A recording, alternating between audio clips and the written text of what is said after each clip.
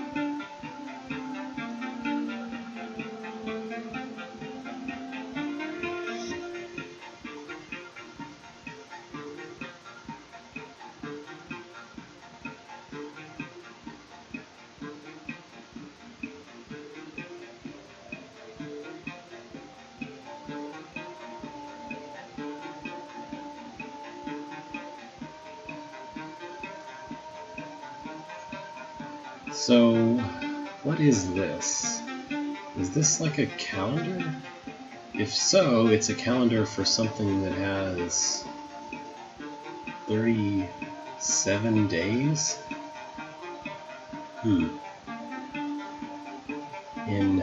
Arranged into 9-day-long weeks? Interesting.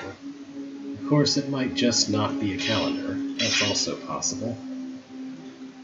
Alright, so last time we did Tarstuff Horticulture Facility almost exclusively, and in so doing finished the ones that, okay. We finished the ones that start with tar. And so now we have Teamwork by Slava. Vithro and Half were asked to clean a couple of rooms for a huge reward. Okay. Vithro and Half were asked to clean a couple of rooms for a huge reward. Also hi. Vithro, this is the place. Clear all the rooms from monsters and you'll get a reward.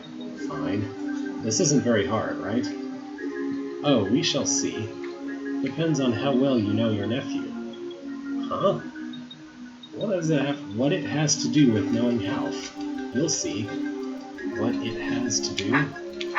I'm just going to assume that that's a English second language issue.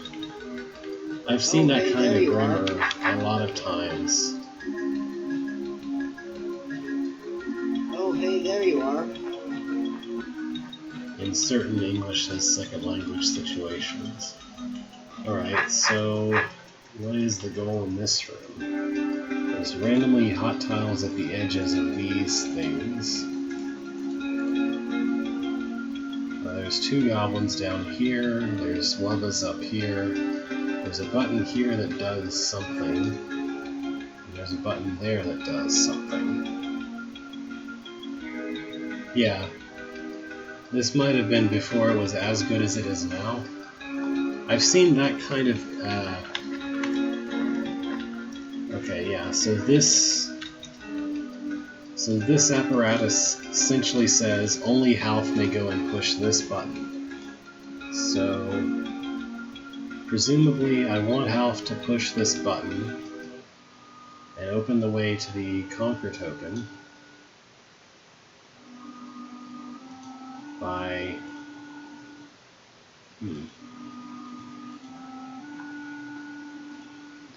but there's no way for me to. That's weird. So there's no way to bump this door and make him just step on that button. And I don't really understand why this mechanism exists either. So I don't know, this is weird. My only guess is that Half is supposed to be in a position where the only path from him to me yeah, sure. which isn't really a path, goes through this orthosquare and therefore through that button. But I'm not really convinced that that's actually possible. Ow, that hurt. Right here. No problem. Like, the obstacles that I have are not very good obstacles for actually controlling them to make them go exactly where you want. Like, Wubbas are always going to be exactly right next to me, and goblins are going to be even worse and also constantly trying to kill me. So, yeah. Also, how would I even tell Half to follow me if I already have the way to him, between him and me, blocked? So, yeah, this room has a number of problems. Follow me. Yep. Like, there's no way that I can actually make Half go through one of those force arrows. Unless it's to go push a button on the other side. I'm gonna give up on this room because I don't see any way I can make it work. I mean, at least I guess I understand what the room wants me to do, but I don't see that as actually possible to achieve. So here there's 4 buttons that all do the exact same thing. There's this button, which is related to some kind of convoluted Fugendo object. There is a power token, and a tunnel that doesn't go anywhere.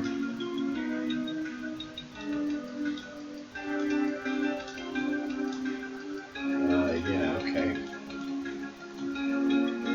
Well, I don't know what the Goblin and Wraithwing are here for, or the mirror. It looks like all I should have to do is go and hit the power token with the Fugendo, and then tell Half to help to... No, don't tell Half to do anything, yeah. I don't know what the purpose of those elements are, so I'm just going to get rid of them for now. Oh, that's water, okay. That didn't look like water to me. I thought it was a bridge or something. So all of this is water.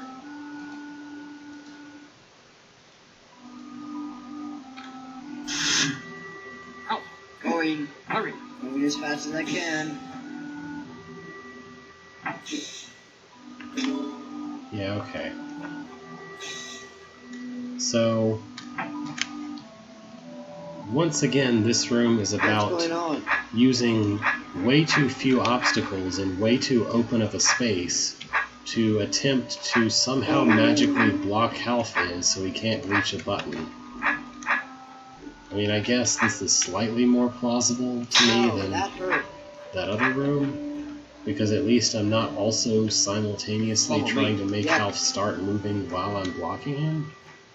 But there's no way for me to use only 3 tiles worth of obstacles to block out this big of a space from Half reaching it. That's not really possible.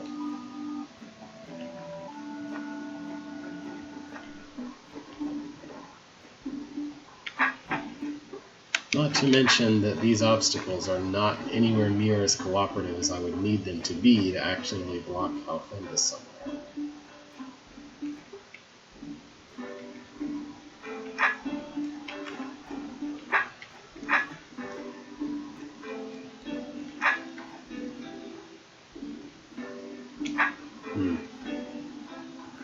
Does it at least tell you how that's supposed to work beforehand? Because I don't think this can work.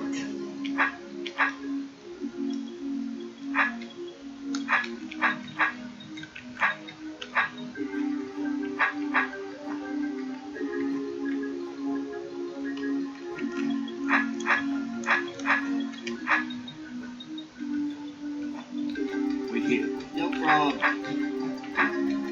This goblin is just not helpful. There is no way to make that goblin helpful because he's brain and he's just going to constantly be a massive nuisance.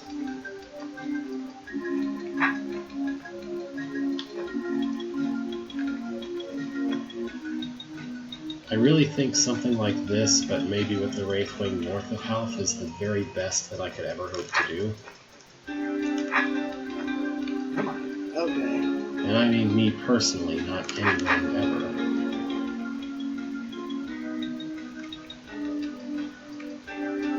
Wait here. No problem.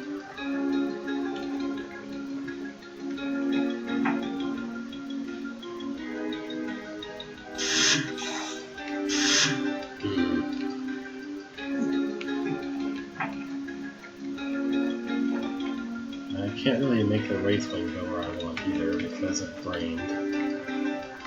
I don't really have control over that either.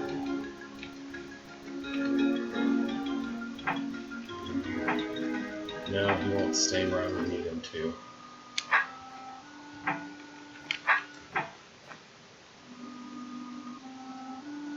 Door. What? Open the door. Said I would. Alf, open the. I can. Alf, Alf, Alf, Alf, Alf, Alf, Alf, Alf. Open the. I can. Yeah, I don't see this as being something I can solve either. Bye. Sure you are. Maybe somewhere in this level there will be something where health is not Okay, an there you obstacle. are. Here I am again. What's going on?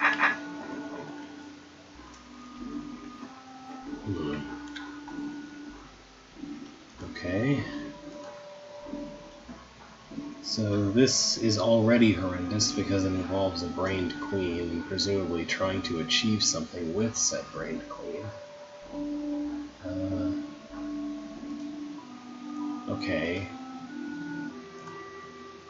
Why What's going on? don't I just tell Half to go hold that door open? I presume it's because he won't actually hold it open. He'll just be a jerk and step off of it instantly. Okay. What did I miss? So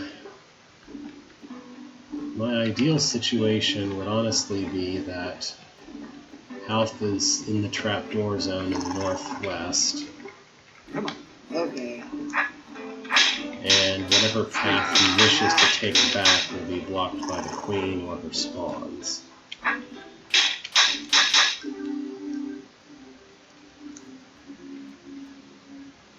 I don't know if the shape in the southeast corner is supposed to mean anything, or the northeast. I don't know if the eastern corner shapes are supposed to mean anything, or if they're just there to, like, as decoration or something. Problem.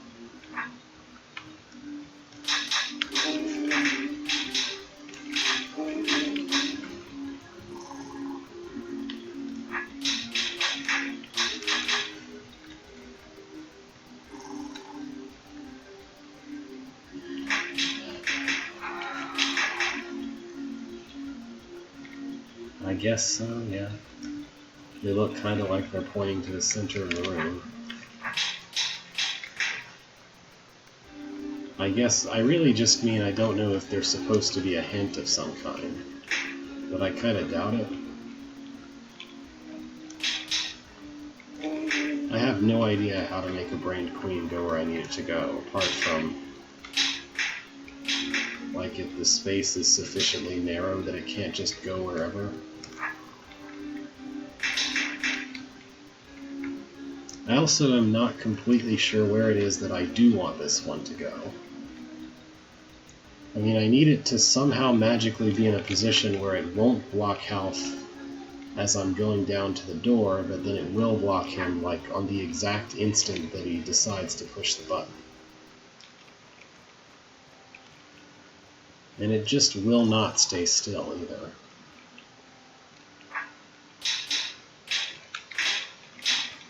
Which is itself a massive pain.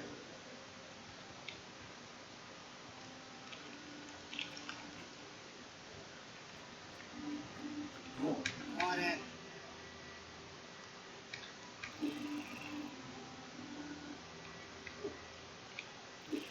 Going. Going.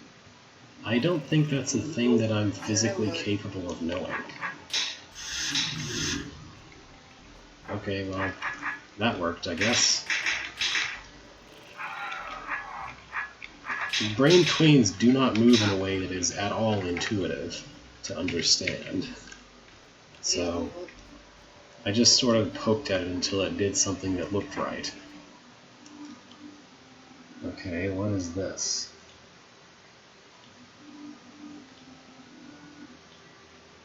Uh-huh. Yeah. Okay. Yeah.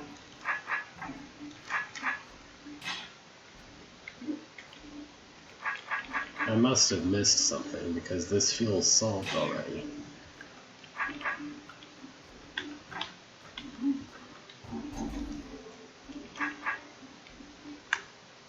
Okay. So,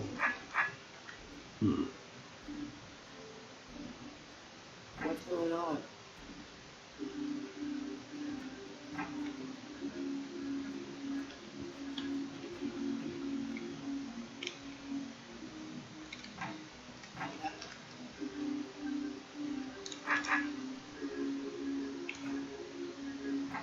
Yeah,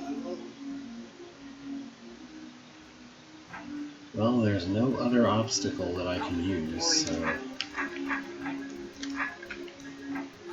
Morning. Got it. This would be much more doable if there was a button over on the west side somewhere that one of these doors connected with, so I could put him back and forth instead of him constantly and forever only going to the east. Because the instant that he goes past the Mimic, there's no way that I can make him, like, behind the Mimic again. As fast as I can. Morning. There is no way for the Mimic to gain more than one extra tile of motion from this. Because it'll always be behind him after it bumps him one time. See? This can't work. There is no way for the Mimic to gain more than one tile's worth of bumping off of health, without a way to push health to the west.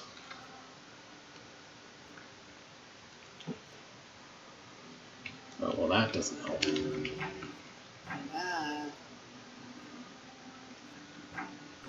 Got it.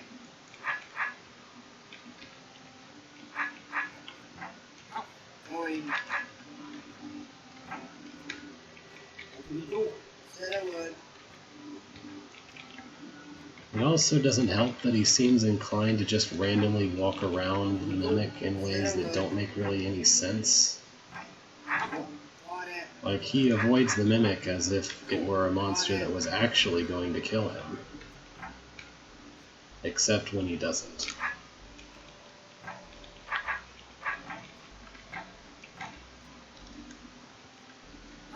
Morning. Okay. Maybe you shouldn't make broken pathfinding a part of an intentional part of the difficulty of your room, though? Why did he push both of those? I guess that was just the path he wanted to take to that one on the east. Okay.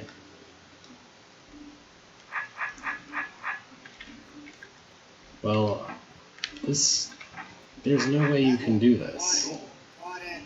There is objectively no way for Alf to give the Mimic more than one tile's worth of space.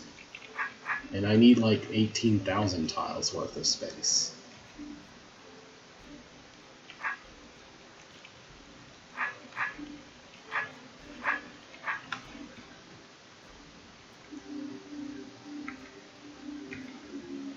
Hey, I got it. Hurry. As fast as I can. Morning. Got it. Right, well, I can't make this room work. Yeah. Yeah.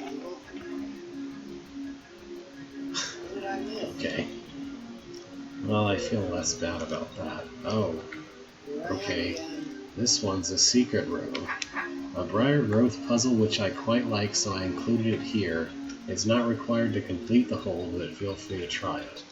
Yeah, that's generally what secret rooms are. So...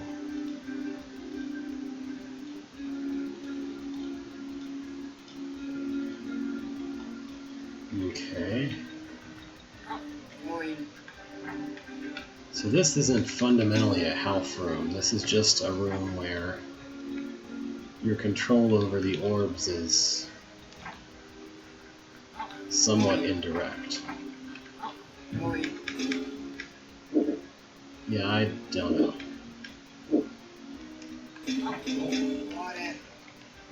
There's obviously some arcane nonsense with how briar growing works that... actually, hold on. This is something to do with live and dead growth, isn't it? Yeah.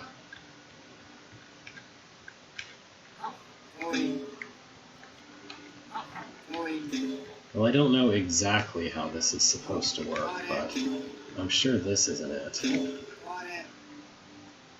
It looks better than I was doing before, though.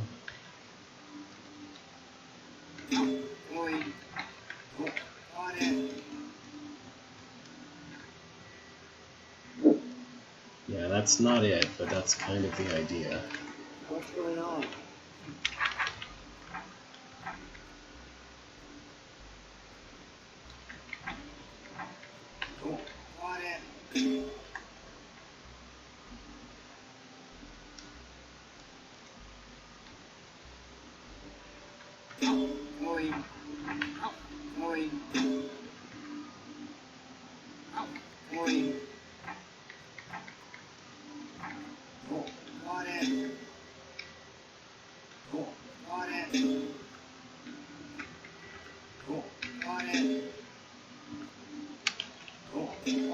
Well, gee, if my target was on the east, this would be fine.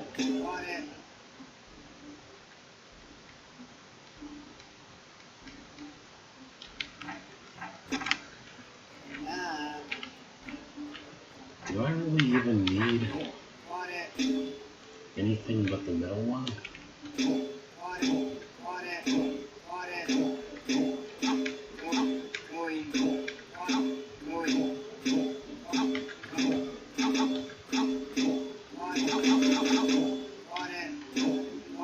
I guess that's not really gonna work.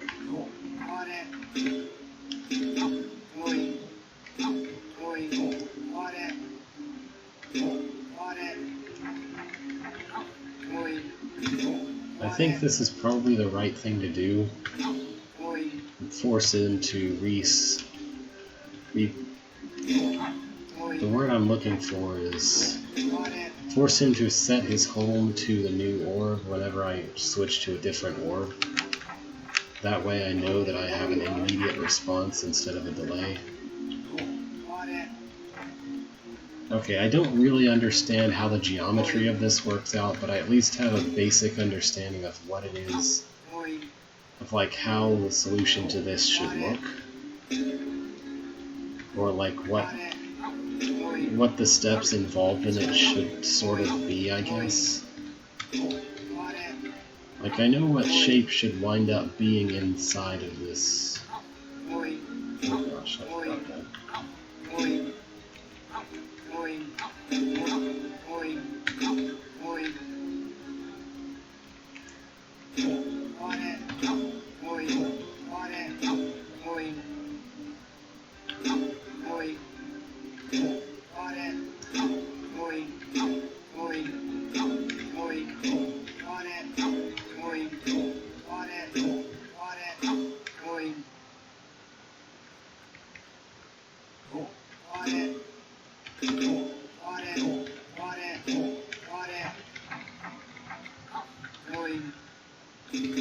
But yeah, especially while doing this, health is completely meaningless to this puzzle. Oh. Okay.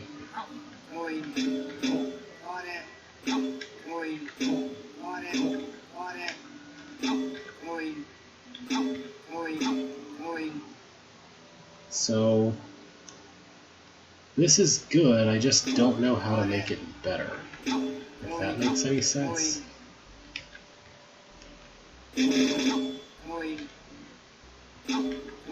So like I want this to keep happening where you have a bunch of red all around one piece of black, because that'll make it grow like this. But I don't really know how to do that again. I don't know how I did that the first time exactly.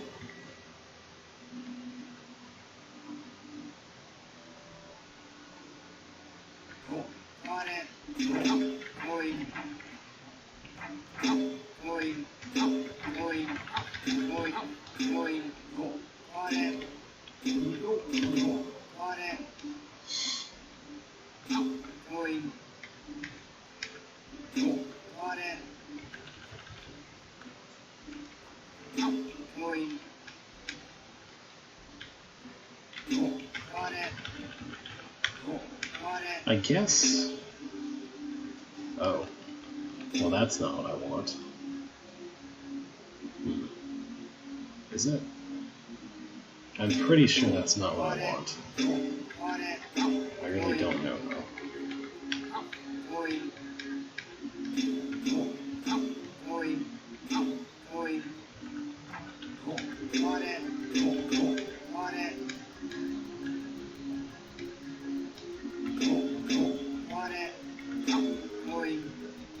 That looks really close, but I just don't know.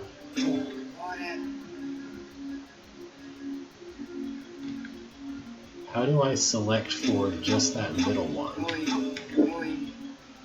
I don't know how to do that. What did I miss?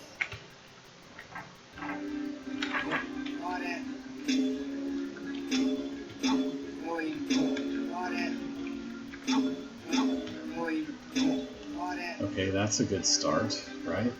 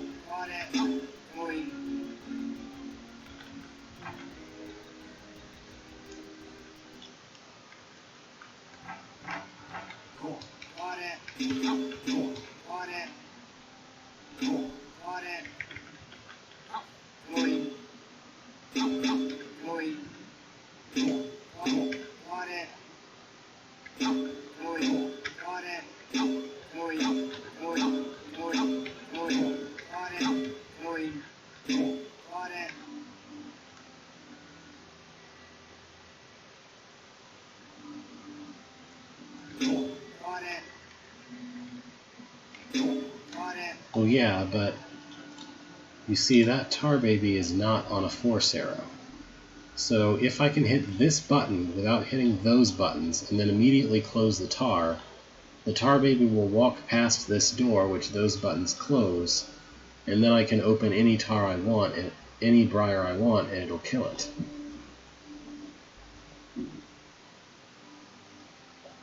So if I could replicate the action of just the middle row going up just one tile, then I could actually do this. The problem is I don't really understand how this works, so I'm just kind of bashing at it, hoping that I achieve something.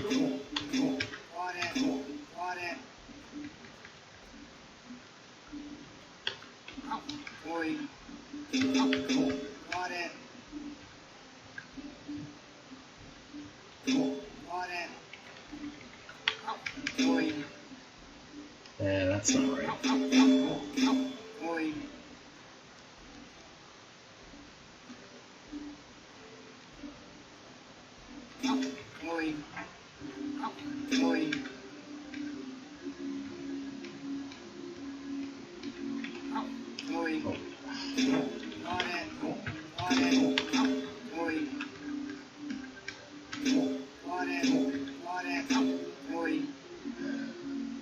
I just don't know how to select for the middle ones without it also growing everywhere else really unhelpfully. There I can see that I've already failed it, because this is going to grow out onto the button. Yeah.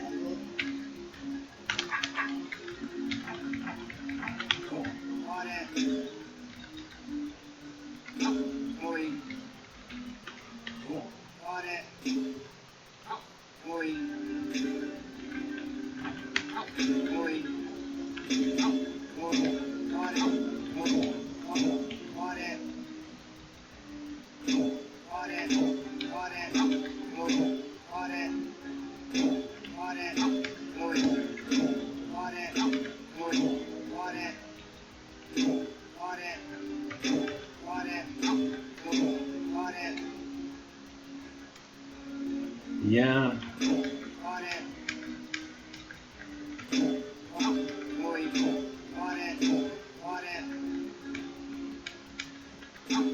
There are two things in my mind here. First of all, if only messing with the middle one were sufficient, then why would the outer ones even exist? And secondly, I've kind of tried using just the middle one, and it seems to create an effect very similar to just not closing the middle one at all. Like, not identical, but very similar.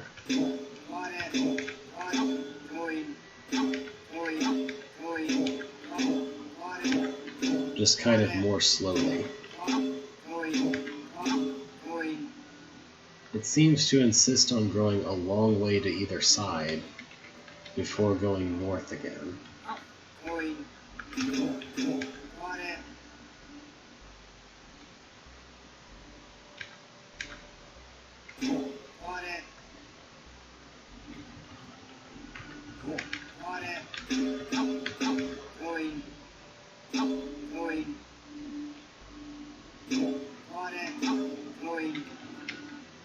I don't really know what I accomplished there, if anything.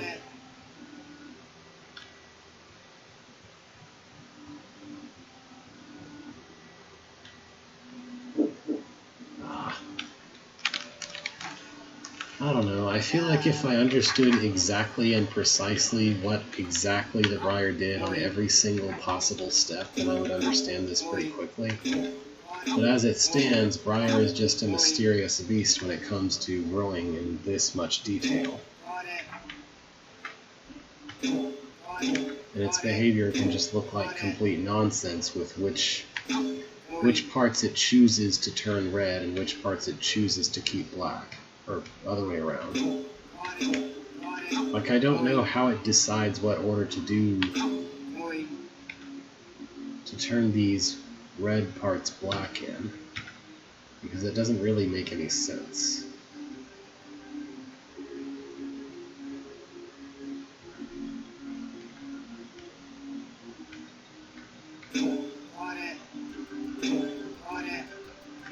Yeah, but it also, like, when there are ties, there's no sense to which side goes first. Sometimes the east side of a tie goes first, and sometimes the west side of a tie goes first. And also, on this most recent growth, it went from looking like this to looking like that.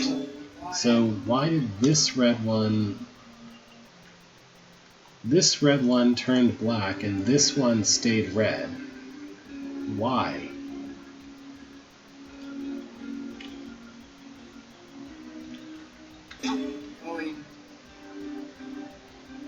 Well, yes, but look, there's two red ones here. And then on the very next turn, one of them is black and the other one is still red.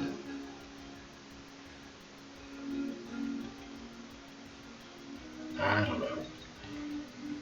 That just looks really strange to me.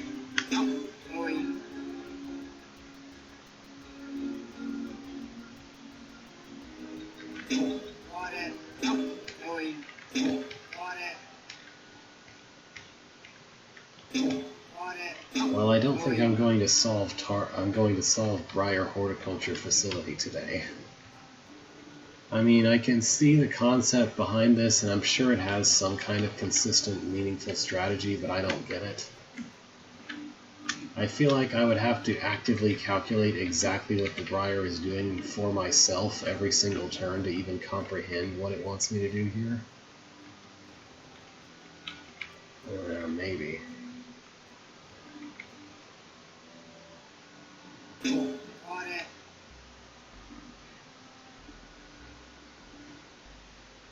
Nope. This turned black, so that's going to grow onto the button next time, even if I do anything else.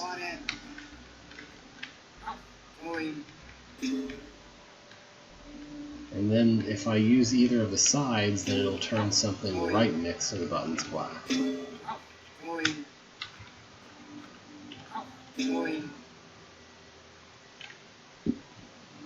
Which is again no good.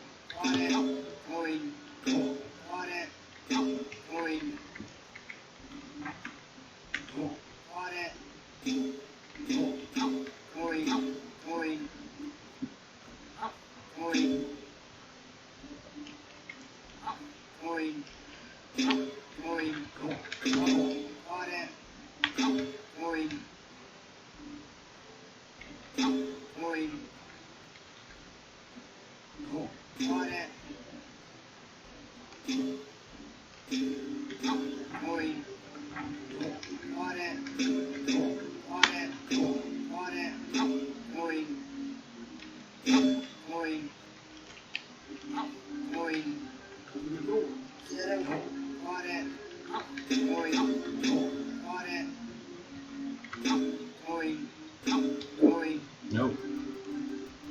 Corners. I can't make this work. Let's just move on. I solved one of the rooms. Temple of Karath by Quath. At a friend's request, you go search for his wife, studying an ancient temple. You fear the worst has happened. If it's his wife, why didn't he go looking? Argus cashes in a favor. My wife, Silene, is off studying a temple ruin. I have not heard from her in a week. Can you go and check on her? You find the temple easily enough. While it is in ruins, it is far from being deserted.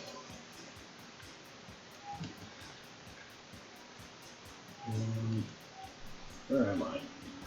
Oh, there I am. So, just at the very beginning, how did Silene get in here without breaking open those walls? Or is that a hint for the twist ending where Silene was never actually here at all? Well, I was trying to squeeze the Wraithwing in there before the snake got away. I don't think I can do that, though. I guess I'll kill him some other way.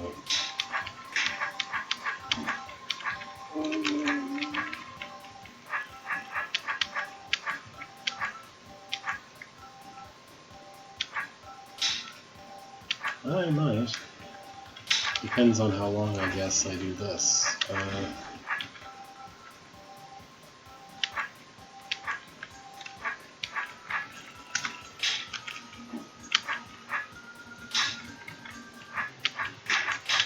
I was hoping to goad this goblin into being stuck with roaches behind him.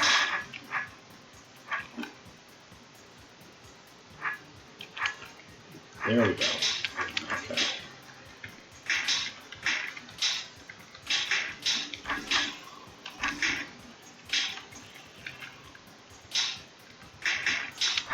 Ah, there we go.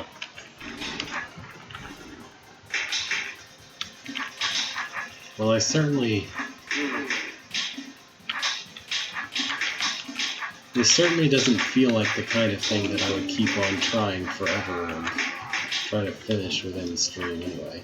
Argus, I know you must be worried and looking for me. The entrance collapsed and creatures swarmed in.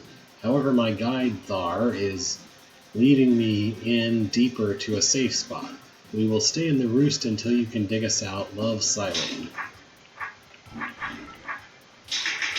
Well, gee, why didn't Argus come here himself? she even left a nice note. Yeah, she even left a nice note specifically for him. Okay. Welcome to Welcome to Snake Zone. I can't words.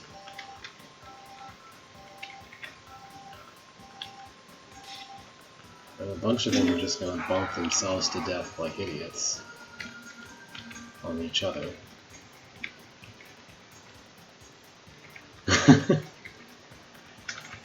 Someone call up Dying Fletchman to code that. It wouldn't be very hard. Maybe. Like, just take the Hydra script, and instead of being a Hydra, like, instead of the splitting stuff, just make it flying. There you go, Flying Snake.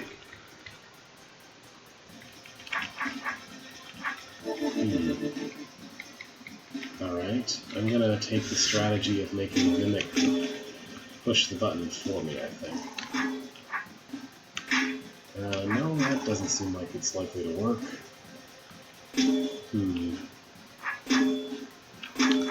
I'll need to use the Mimic as shelter somehow or other.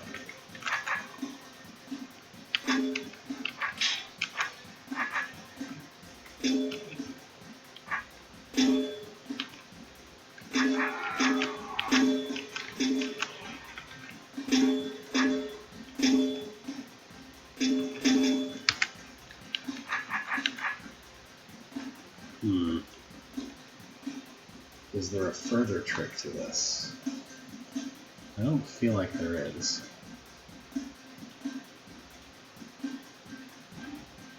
Oh, maybe...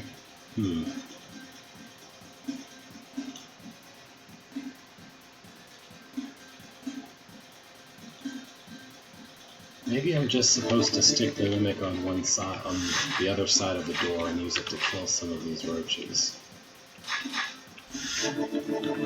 That seems like a reasonable way to fix this problem.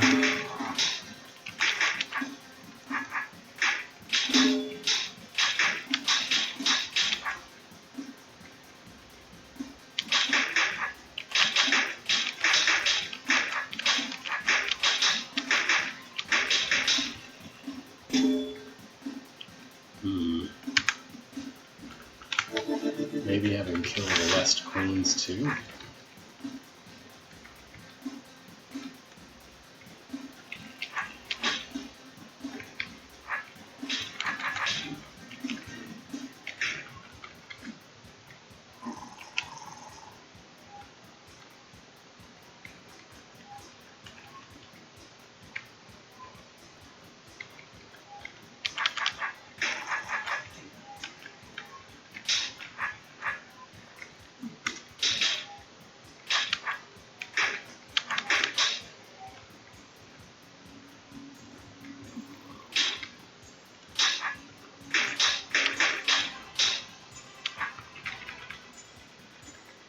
I just love how completely ancillary the player character is to this, to the plot of this whole. He's just somebody whose friend's wife is in trouble. Like, wouldn't it be much more interesting if it was the player character's wife who was in trouble? Since presumably this, I don't know, the use of the word you and the lack of any reference to Beethro specifically seems to imply that this isn't really like intended to be like strictly broad canon or whatever. I don't know.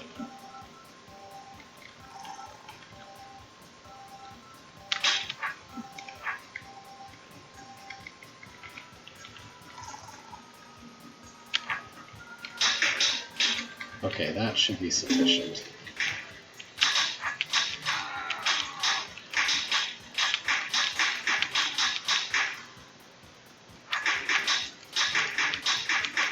I could have been more efficient with a better placement of the Mimic relative to me at this point. Oh well.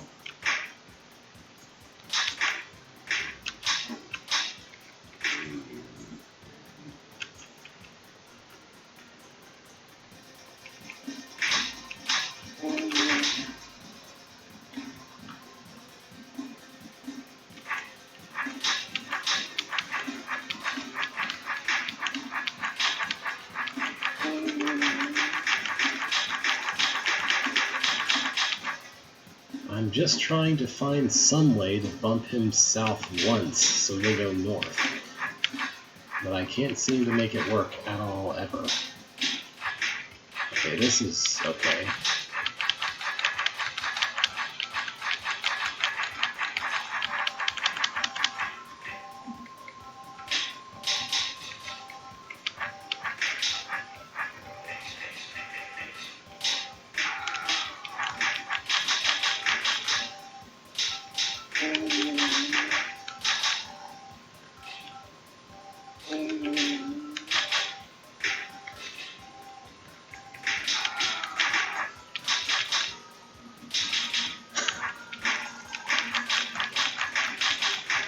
Well, I'm not saying that they're not allowed, as I just now read a message from probably like 5 minutes ago. I'm just saying that it would engage the player character with the scenario quite a bit more. If it wasn't just some guy we never meet throughout the entire hold, whose significant other was potentially in trouble.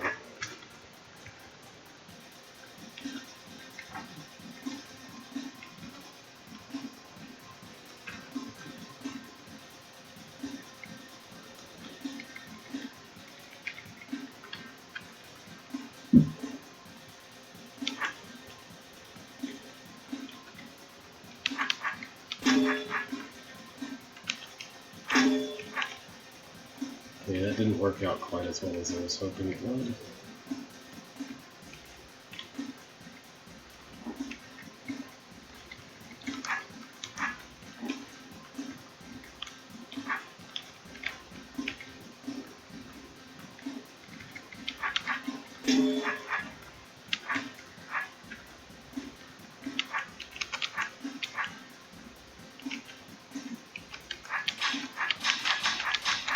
There we go. Now, is it possible for me to leave without destroying the mimic?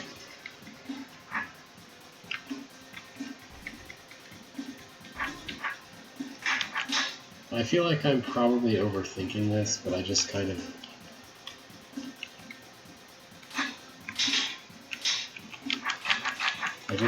want the mimic to fight as many battles for me as he can.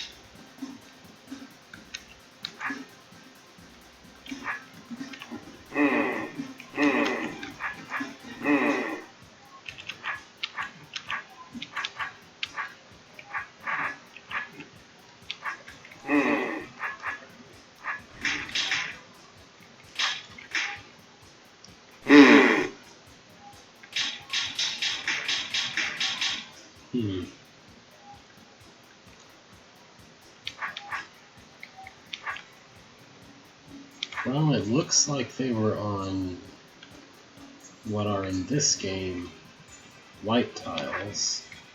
I don't know if that informs you of anything or not.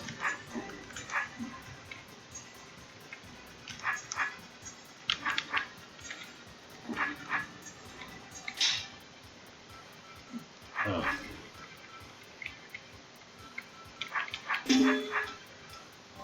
Which one would have been invisible?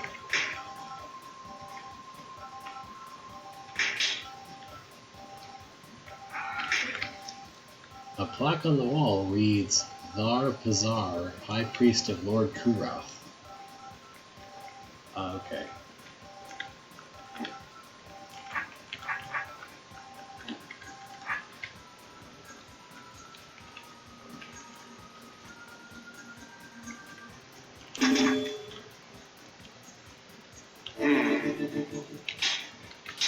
I know how to backswipe.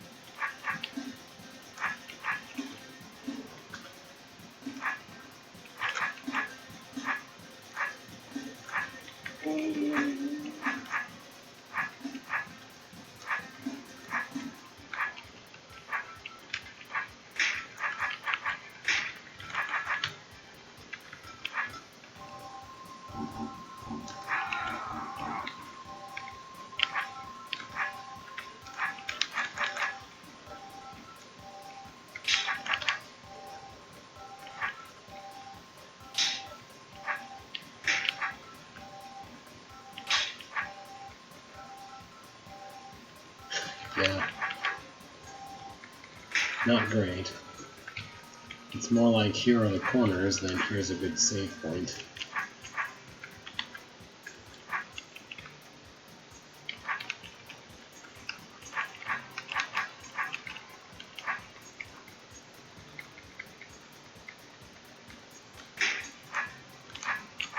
I really expected those guys to break formation somewhere partway through that, but they didn't for some reason.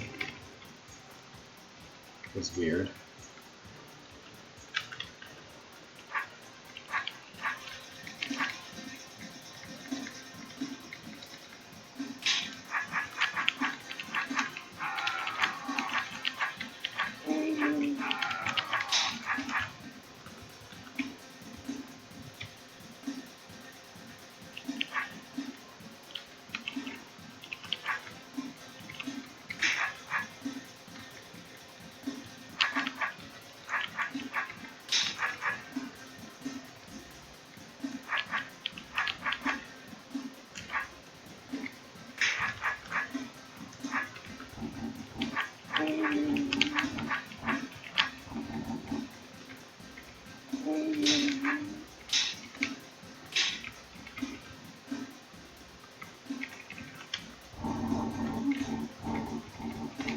Is it?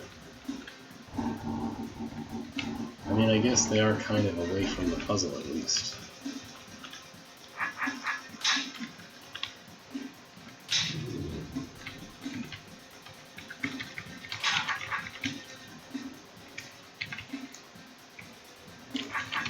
Blue door to the west of that room, by the way.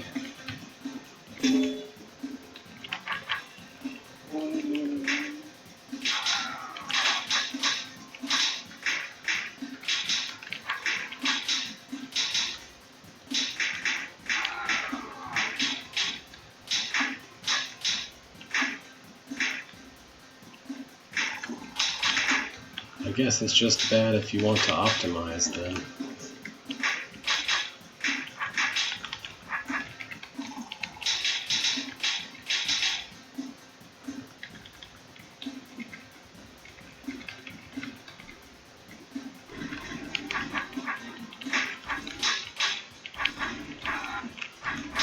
I should probably just push all the way through and then turn around.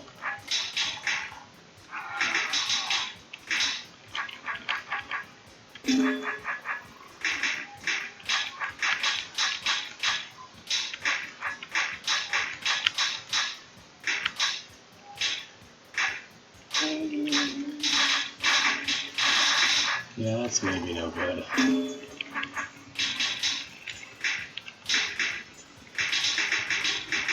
What should I do? Adjust my timing? Give them a better path to me or a worse path?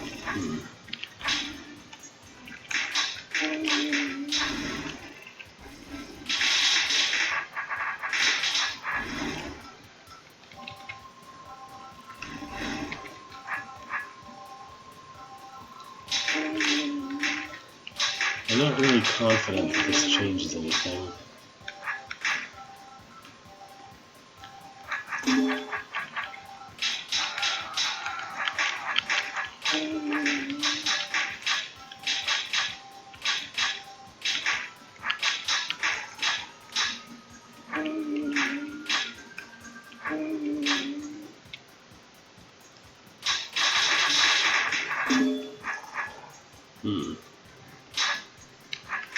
Am I meant to reorganize the Wraithwings somehow?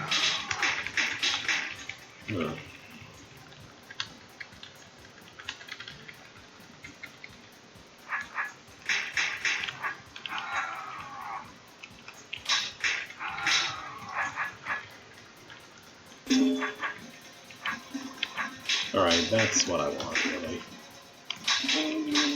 More room, essentially.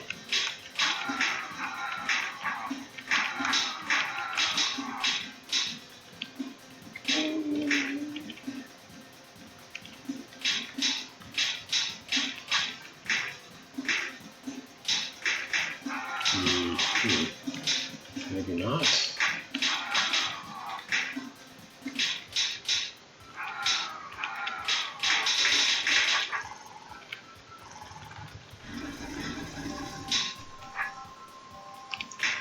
that works.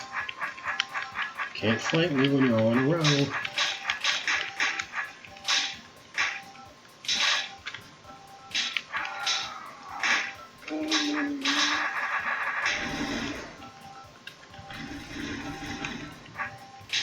This is somewhat clever as horde rooms go.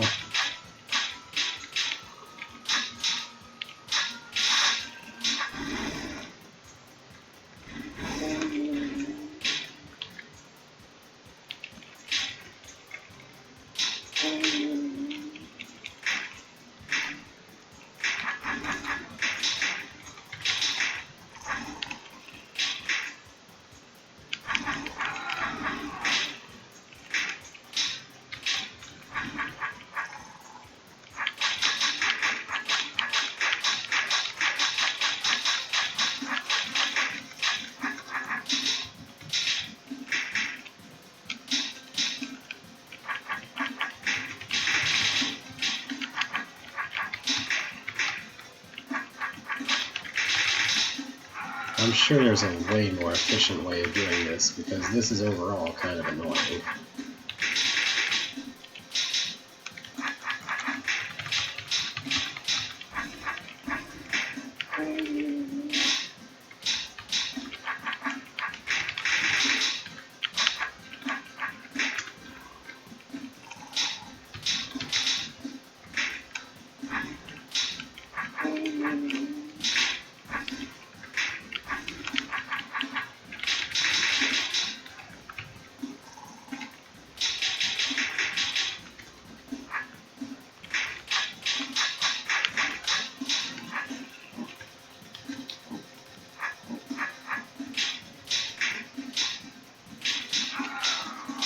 It's a bad place to get stuck like that.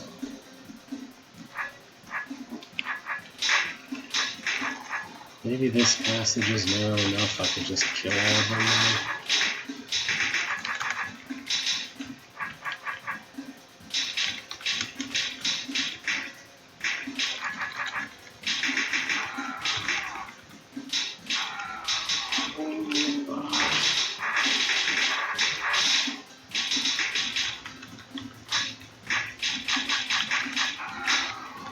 There has to be a way to beat that to get to either the brain or the queens.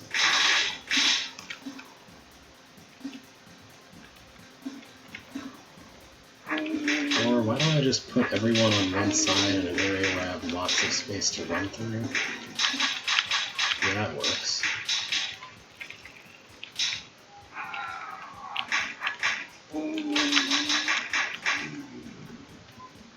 Okay, now that crowd is almost exclusively Wraithlings, which I might be able to take more advantage of.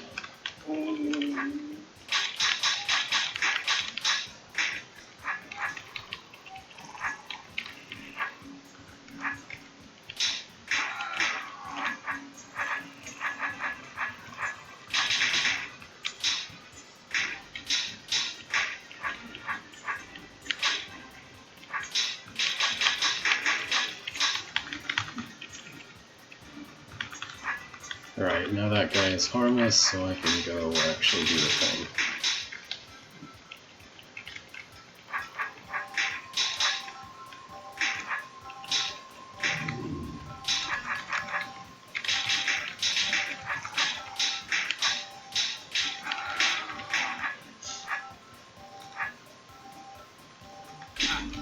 Yeesh.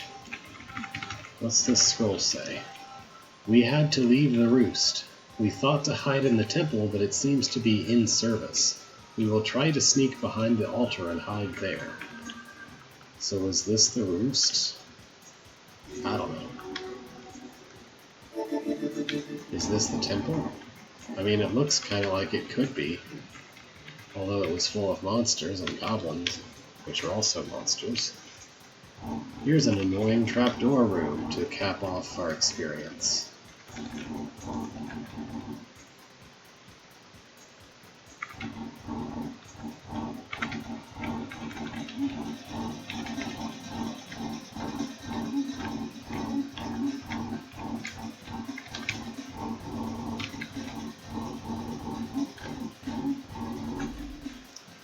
My guide says there is a sanctuary past the catacombs. I will await you there. Please hurry, Silene. Okay. The sanctuary sounds same exact misspelling twice in a row. Sounds nice. Unfortunately, the catacombs awaits. Wouldn't that be await? It wouldn't be so bad if it wasn't covered in bones. Hopefully none of these are Silene's. I hope that isn't Chris's blood. Also, there's no bones here. There are obstacles that look like bone, but I don't think they existed when this was built.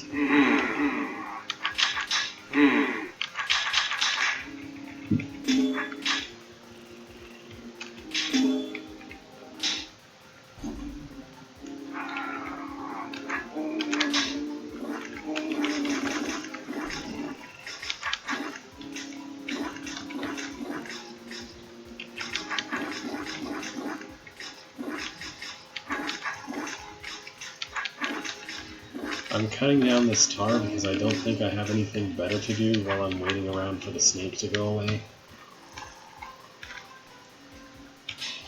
I have to say, at least having a snake die along a really long passage is better than me having to walk through that really long passage while I wait for queens to grow their spawns.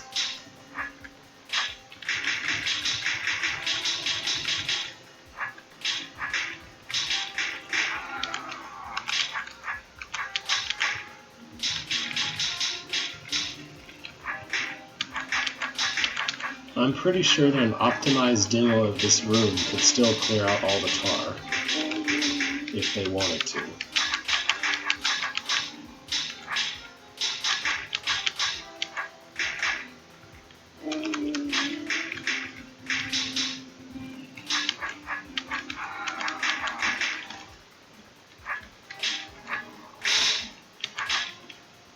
It wouldn't really contribute anything to their score or whatever, but it would be like that thing where a task will sometimes like have the ship trace around the letters of the task maker's name or something during downtime. I don't know.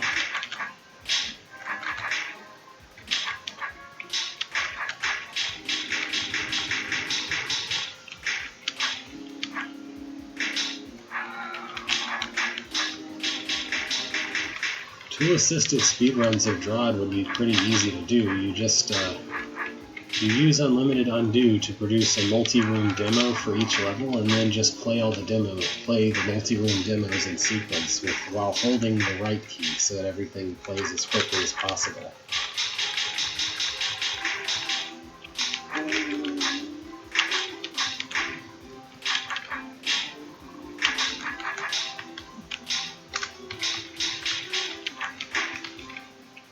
What's interesting to me is, like, a long time after becoming very familiar with this game, I found out that, like, the original Doom and games close to it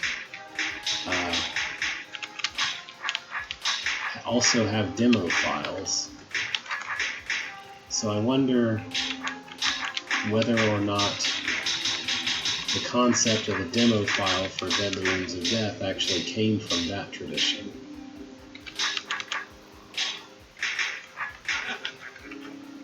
Well, yeah, if you're gonna use a demo inputter tool, you might as well just play the demos. Like at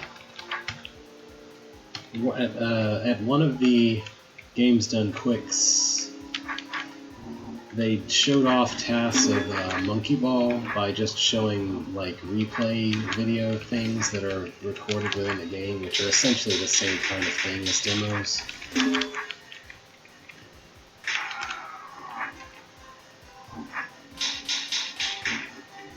So this room just kind of exists, I guess. Yep.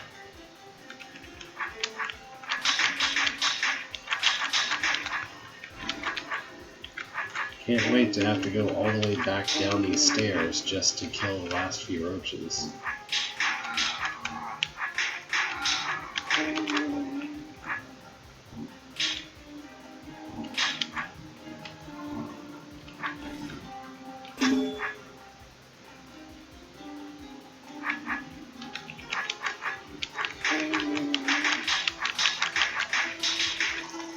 That's true. But that's mostly somewhat straightforward, I would think. I guess it depends how open-ended the level really even is in the first place, or how the level is constructed. I think there's a lot of level construction styles where it would be kind of immaterial what order you do the rooms in, though.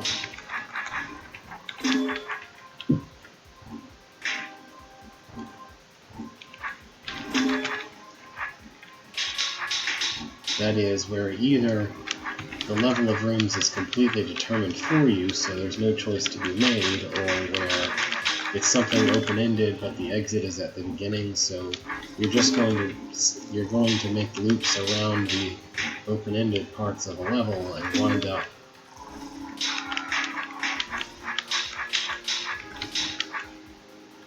You know, I have been hitting these orbs with no idea what they actually do. I just sort of assumed that I needed to hit them, I think. It doesn't look like I needed to actually hit any of them, though. Which is sort of hilarious. Oh well, what's this say? The Sanctuary is where the old priests of Kurath went while in hiding. I will be safe there. My guide is clearing the way as I write this note for you. Miss you, Silene. She sure did have a lot of time to write notes. For being in constant mortal peril.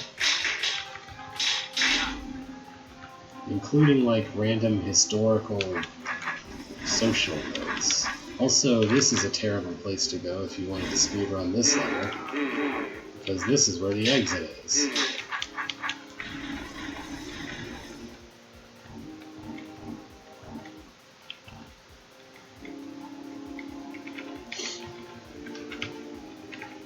Oh, they're brain snakes. Cool. Didn't even notice. I can take advantage of that to kill them even quicker than usual, I think. Alright.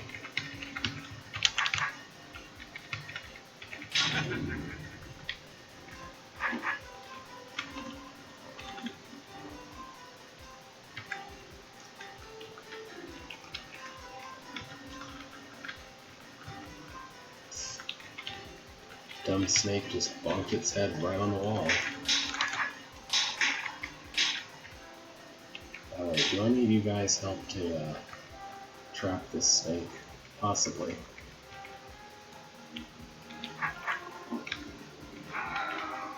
I'm just gonna sit here for a moment. Oh, there we go. The lazy way to kill a snake. And another terrible trapdoor event. What is this? Okay. I guess I should go that way first then. Although... Huh.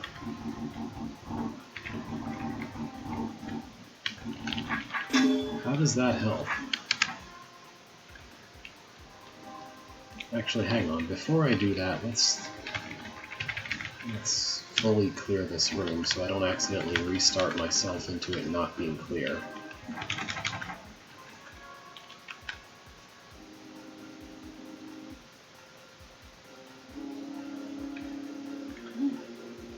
Oh, wait. No? Okay.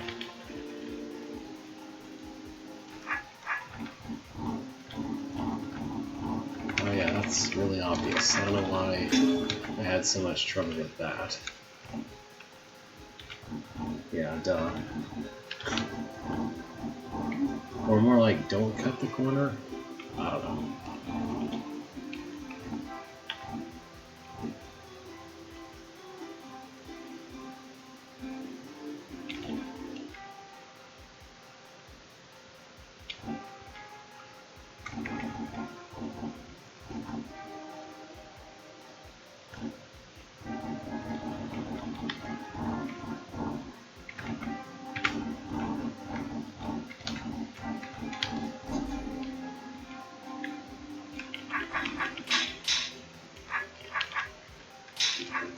Classic room type of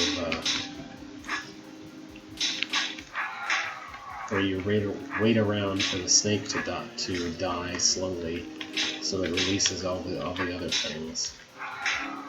But this isn't a very powerful example of that, since the monsters are so few. It's kind of really easy to kill them off.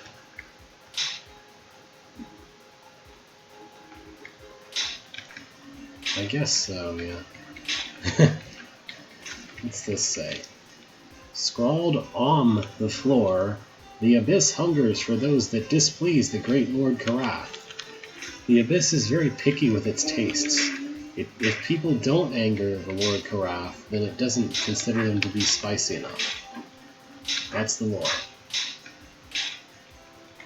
So in order for them to feed the Abyss, they need to make sure that people anger Karath so that the Abyss will be content to eat them. Yeah, I will. I just want to finish this room. And if it's the last room, I'll go to the blue door and see if there's a room past it. But that's about it. Oh, I guess everything in this room is brained, by the way. I didn't even know that. I didn't even notice things were brained because they died so fast.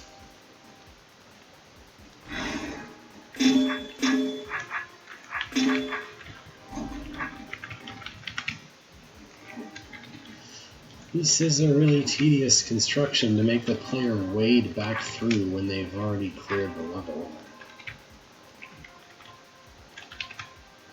If you just don't so happen to have gone through the level exactly the way the architect expected.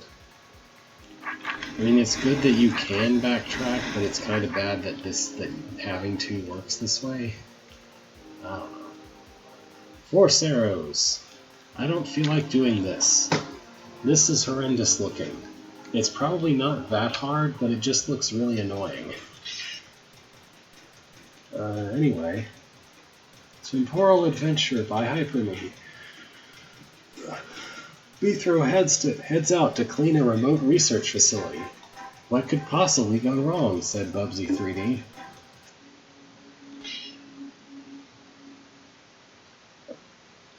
The beginning of the beginning. Every story begins somewhere, and this particular story begins with a beginning, specifically a Smite Master arriving to begin clearing a remote research facility. Okay. Why are you approaching this facility? I'm here to clean some labs and corridors. Name? Bithro Budkin. Well, that's the name I've got here. Head to the main desk and get an ID badge. And put that sword away. You might hurt someone.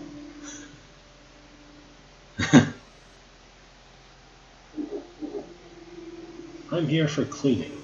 Ah, yes, we've been expecting you. Please follow me. Neat, door constructions.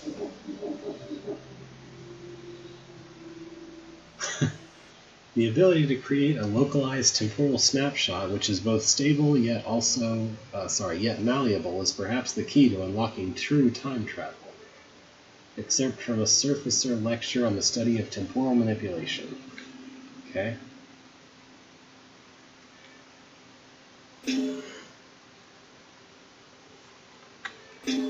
We can monitor your progress from the surface. Once you're done, just return here. Okay.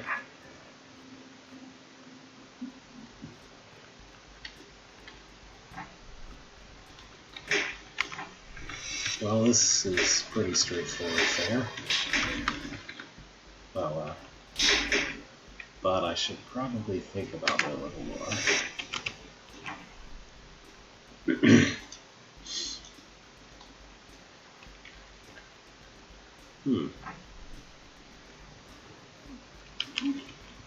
Oh, yeah, duh.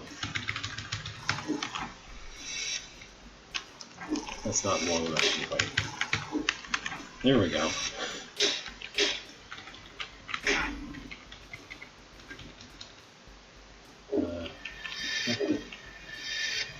I thought I was waiting around on the button, but evidently I actually stepped on the button for one turn. Whoops. Oh, hello, Briar. You're very loud today. I guess we're out of tutorial zone. What? So... There is definitely a thing occurring of some description here.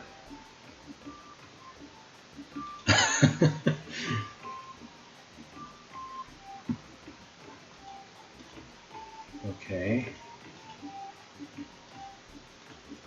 So, alright. I guess that I want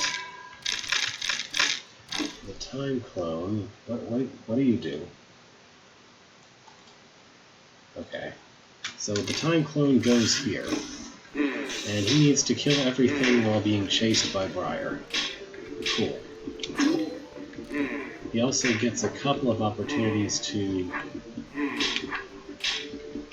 slow the Briar down a little bit, maybe?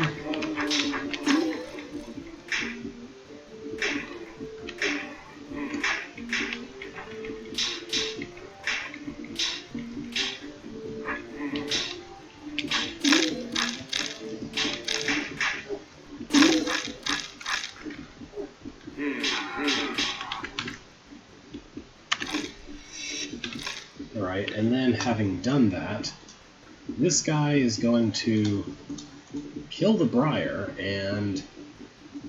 wait.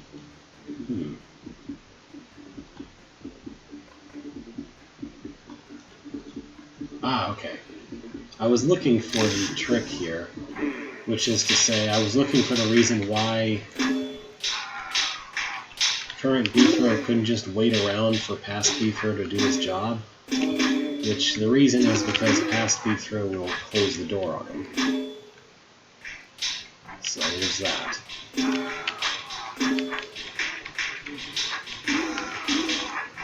I always like this kind of concept for a room where essentially the time clone is being pushed to do something for reasons which don't exist anymore once the recording is playing back. He's running away from Briar, but there's no Briar to run away from anymore. That kind of thing. So what is the deal here? There's a stick here. There's a whole lot of eyes all over the place.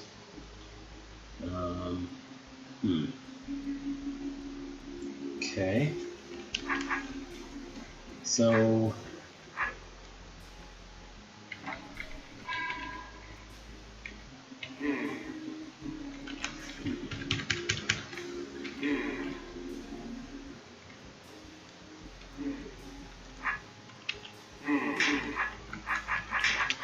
it feels like this is merely a situation where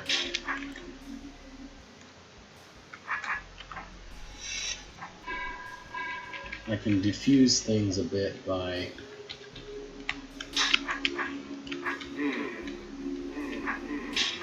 maybe just killing off all but one eye before the time clones even do anything.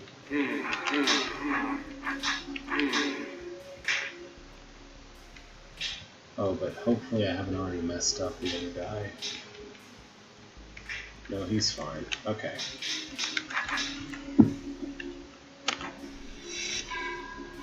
So, I want to push, maybe keep this guy stunned when that... So, like, my only real goal here is to have one of the central eyes still alive long enough for... Or actually, yeah, I can probably make do with this. So... Okay, that guy's not at risk of waking that eye anymore. So now I can safely kill all these. Alright. This isn't too hard if you're not trying to optimize it. If that had a timer on it, it would be kind of rough. Like a requirement timer that you lose the room if you don't do the thing in time. Okay.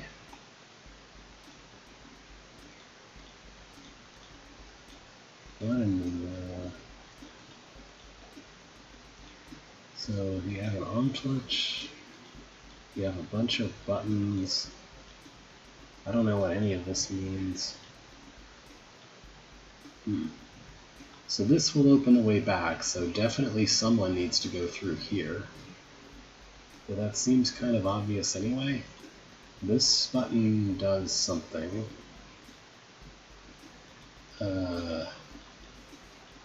Someone needs to stand on both of these long enough to get in here.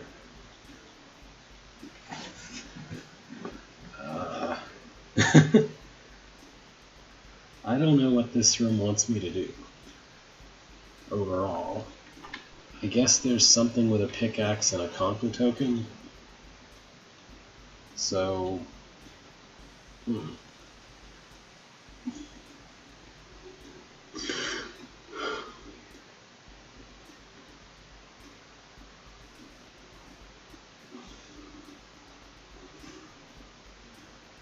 Unfortunately, I have no idea what this room actually wants me to start with, so I guess I'll just blunder in and push things around for a moment.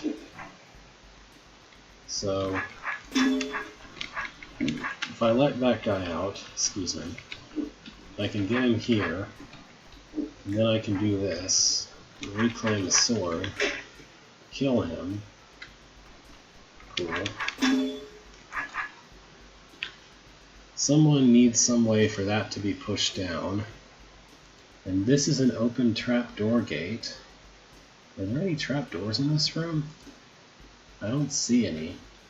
So I think that's just... Oh wait, here's the trapdoor. So you're not allowed to step through that trapdoor.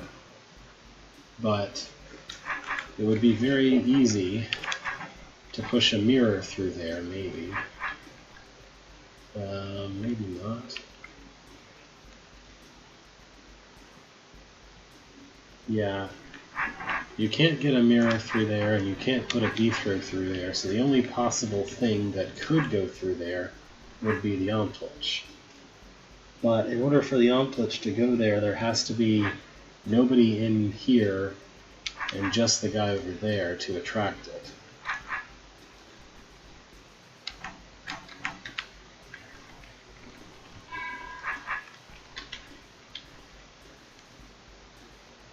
And then also this needs to be off. So this needs to be in the state that it's currently in during that.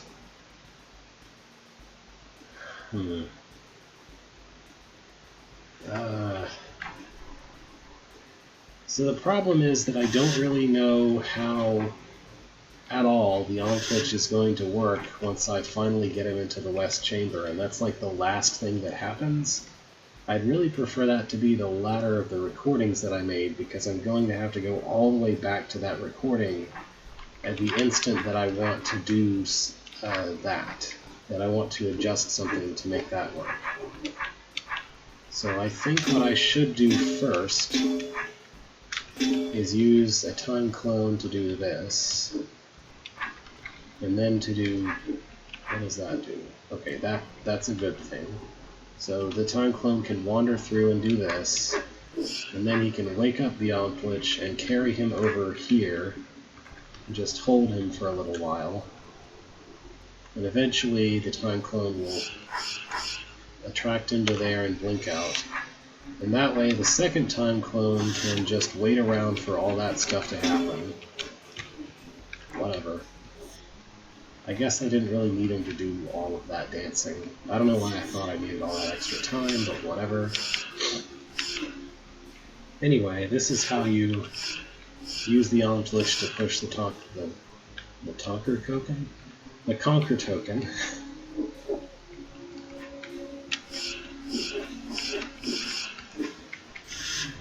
And after that, I don't think I need the Omtlich for anything else. So I guess I'll just leave him be. And then we also have this stick guy in existence who doesn't really do anything. Wait. Why didn't the...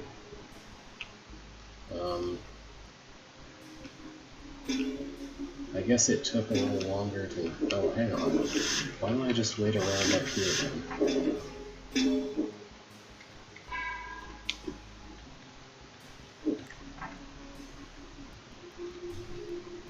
Okay.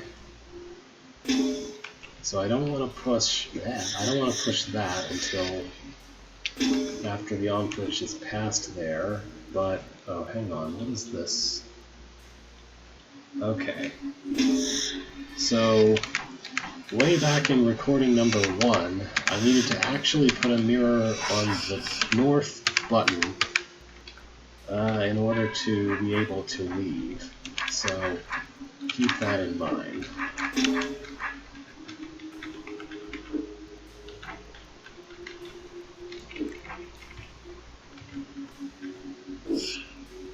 So I should just, yeah, let this guy, you can sit on that force arrow for a bit and also not be in that position. Maybe turn you this way, and then I can get out of here.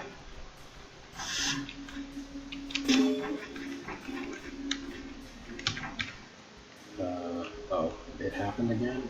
How does this keep happening?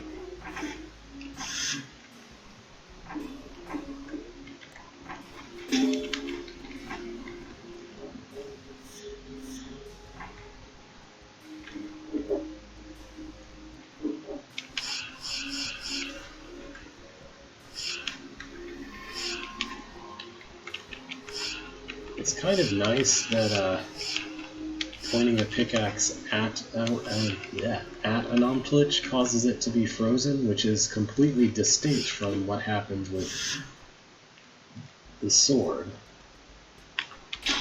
So I don't think I need that guy anymore, I can just do that. Let's not stab ourselves. Now just wait around here for everything to occur.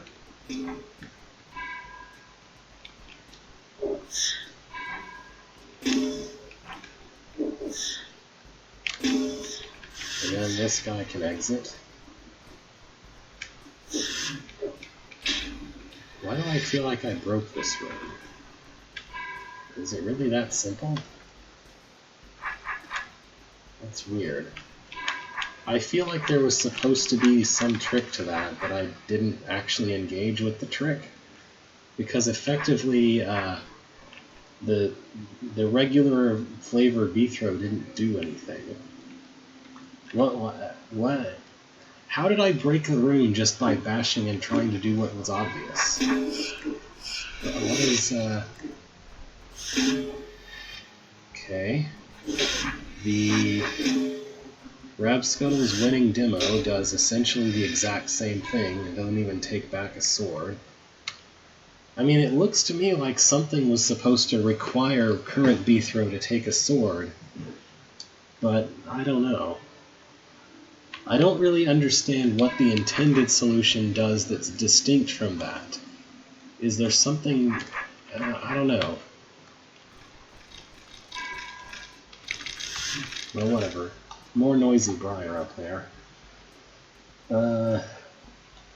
So, whoever walks through first will take a spear, and whoever doesn't walk through and take a spear can take a pickaxe, I guess. So, So actually, if you ask me, I would prefer to have a spear for that, right? If not need to have a spear for that. Also, what are these lights? What do they mean? Pressure plates. Okay, so you're supposed to cut the tar stuff in a very careful way. So, alright. What is this Briar mechanism? It just very quickly closes that off. Okay.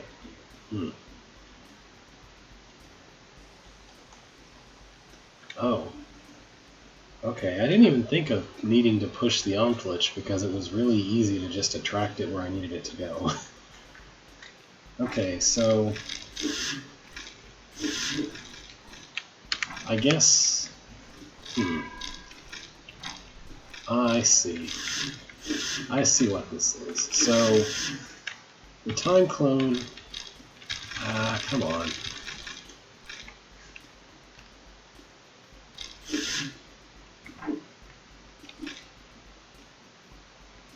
So effectively, the time clone has a spear, but thinks that he has a pickaxe. The time clone has a pickaxe, but thinks he has a spear.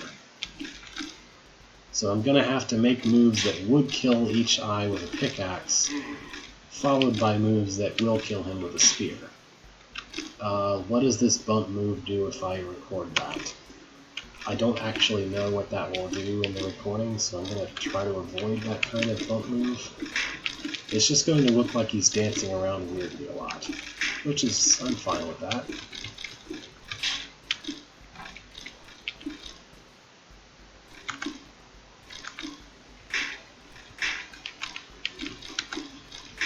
Which spear and pickaxe are diametrically opposed in the sense that any kill move with one of them is a push move with the other. So I can pretty much tell any time that I'm pushing one of these, I'm actually killing it, and any time that I'm killing one of these, I would actually be pushing it. If that makes any sense. And then while that's happening, also, current B throw is on a time limit trying to hit all this.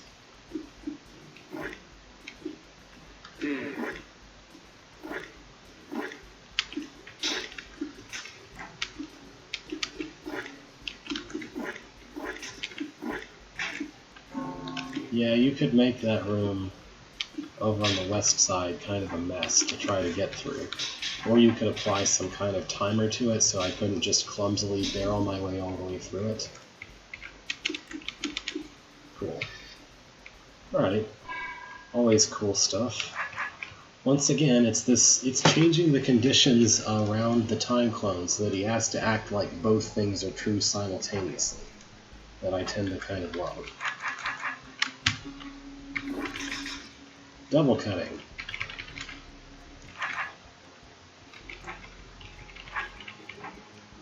I'm assuming that present me is well ahead of this guy. So, should he walk? Yeah, I think this is the right thing to do later. Right.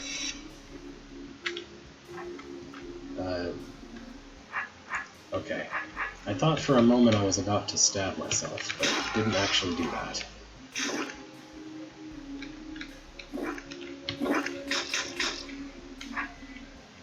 Oh, okay. Part of me internalized that, oh, as soon as I cut the stuff, the babies are immediately going to come out.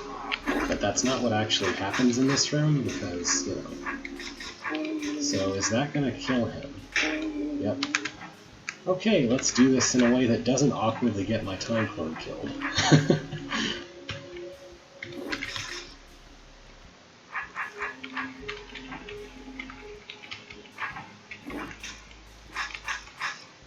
Okay, that's enough out of you.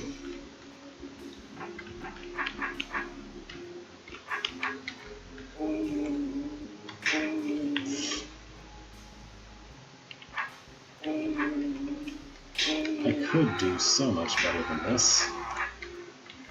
There we go. Like, this isn't hard, I'm just being really clumsy.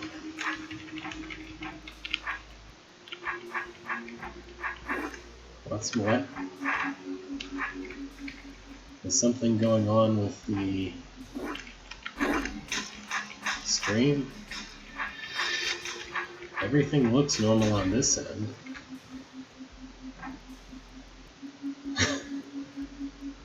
Okay.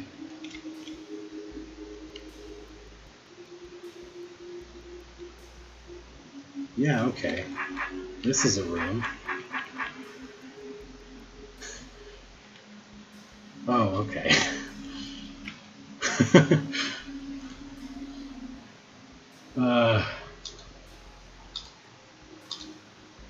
Yeah.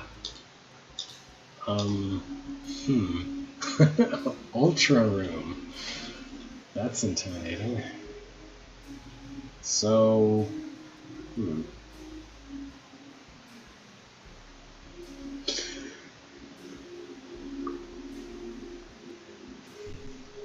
Okay. Yeah, there's just a lot of things here. I'm trying to understand what any of them even are.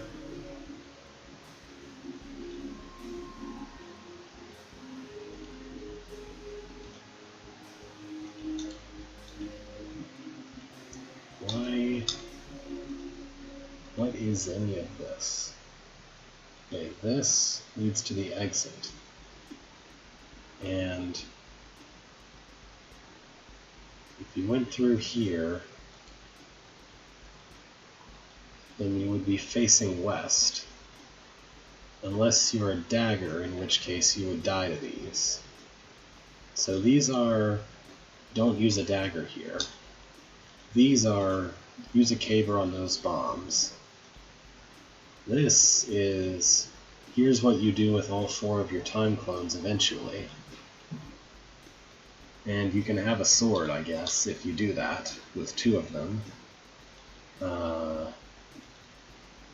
This bomb is you better not break this bomb. This is to require a spear. This looks like a dagger requirement.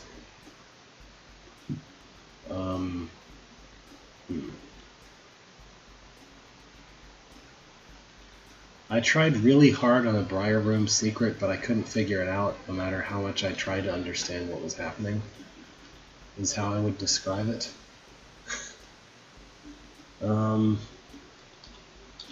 Alright, well, I don't know what I'm doing, so I'm just gonna I'm gonna go be a dagger guy and try being a dagger guy. Okay, so dagger guy can't... Wait, so who can kill that eye, then?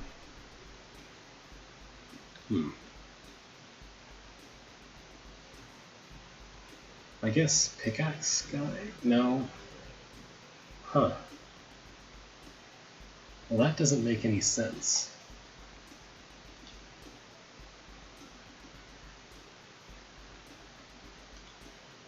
Okay. But how... I'm just looking at the obstacles in the order from closest to the room entrance to farthest away. How do I kill this eye?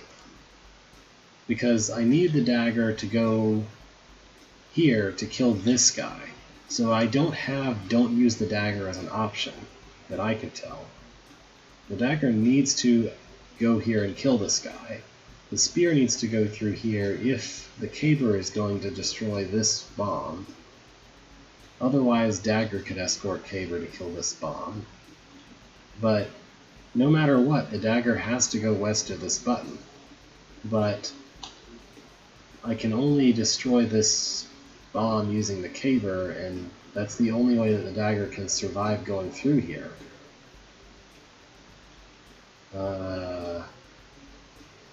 So what?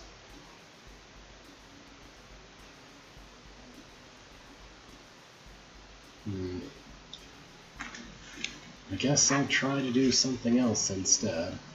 Also, there's a pickaxe that I haven't been accounting for at all, which I guess is needed for this stuff. Yeah, whenever someone pushes one of those buttons, pickaxe should be ready to get rid of the roots, I assume. Although I'm not completely sure that it matters. Well, I guess the roots would get in the way. So there, yeah, it does matter. And,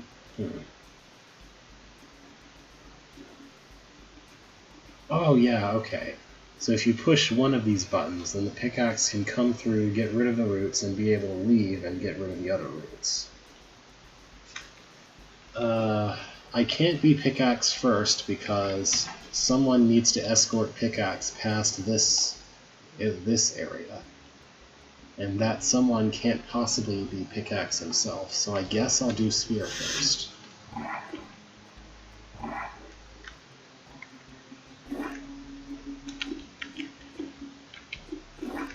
This might be easier if I do this. Yeah, there we go. Okay, I don't know of anything else useful that the spear can do. So I'm just going to have spear go ahead and push his thing.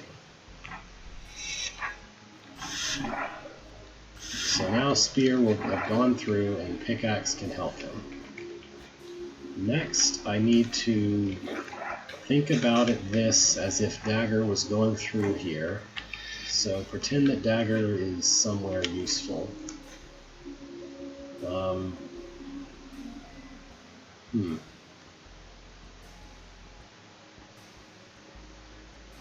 So dagger needs to make a move north from this white tile to reach that black tile without touching this. Okay, I think that spear needs to help with that. For some reason I had it in my head that pickaxe was going to be needed for that, so instead we'll do things like this, push him like that,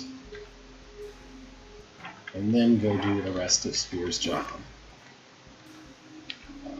Correctly though.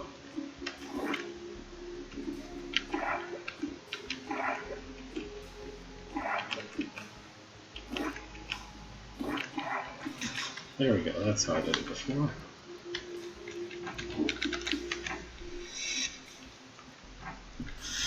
Alright, now dagger should go, because that way I'm not forgetting to do this part.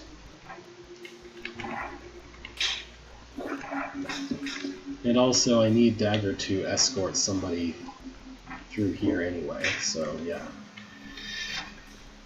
And then I can do this.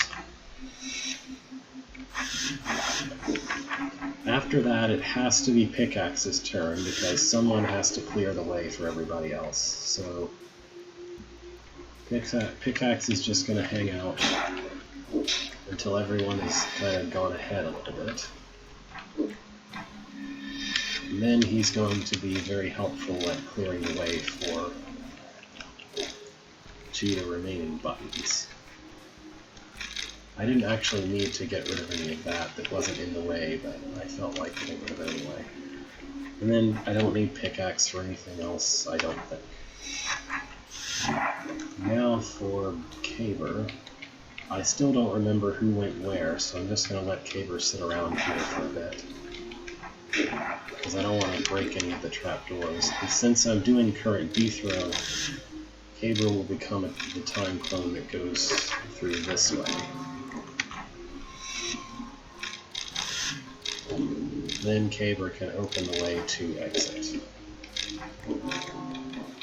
Oh. Sorry, Pickaxe. You do your job.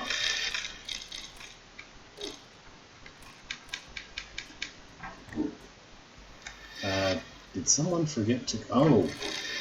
Okay, I missed a bit of a trap here. But I think I can fix it very easily.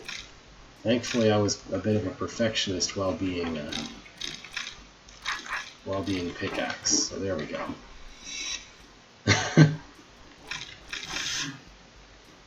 He can't? Then he'll be facing west. I don't see any reason Caber couldn't exit.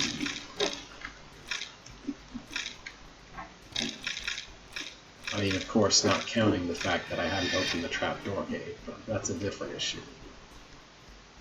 Oh, okay, duh. That's easy to fix. Where was I? Yeah, so just don't make the time clone go through the sword door. Instead, he goes and does what I did earlier with the sword. Oh, and doesn't forget to push a bomb. There you go.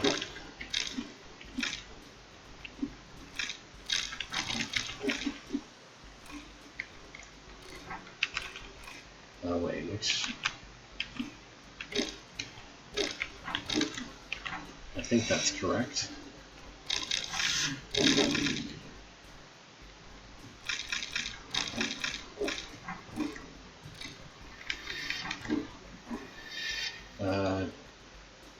How did I still miss? Oh! All the way back. Okay.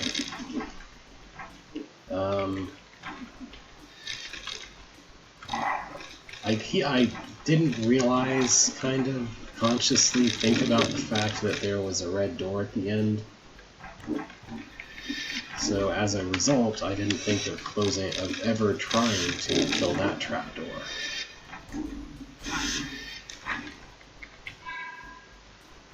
Okay then. That wasn't terribly hard, it was just sort of complicated. It was complicated in a non-difficult way, I guess I would say. I don't know. Okay. Yep. Uh-huh.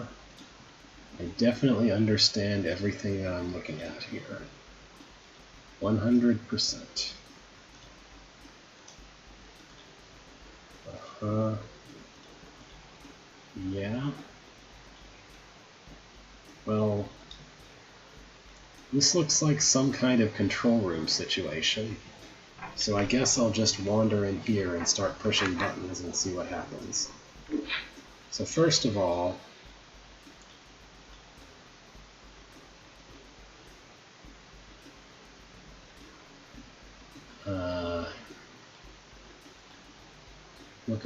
looking at all this nonsense.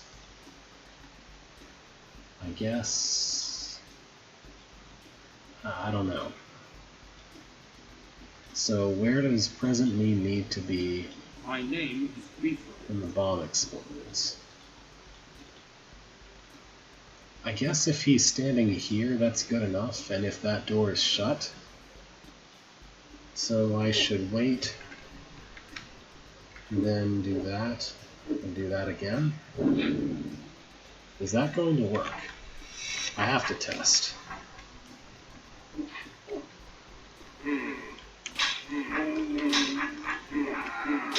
No, there's not nearly enough time to do that.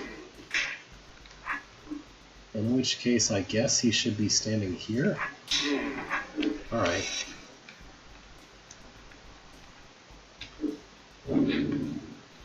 So now that door will be shut, and you can open it like that.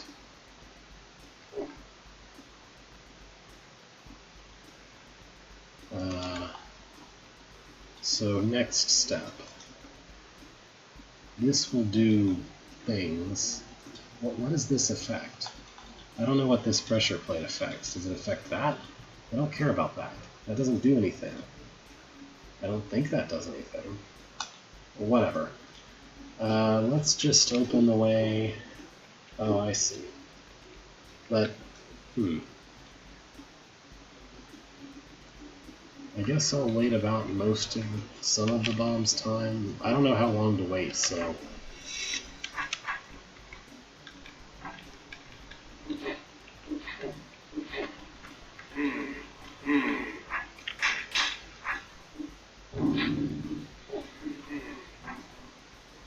Yeah, Is it possible to survive these bombs?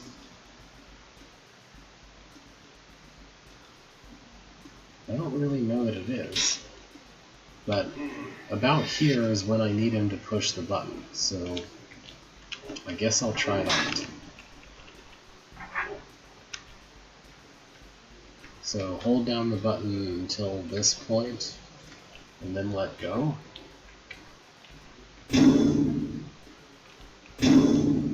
I don't think that's gonna work, but I don't really see anywhere that I could be faster.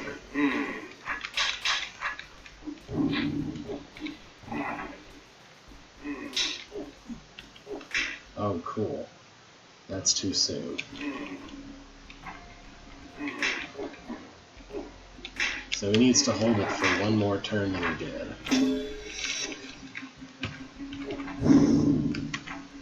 I mean, I would be inclined to hold it for as long as he can survive holding it, if it weren't for the fact that it's also closing a door behind current B-throw, which is obviously not a thing that I want, except there's no way to get anywhere safe anywhere near quickly enough. So, what? How and why?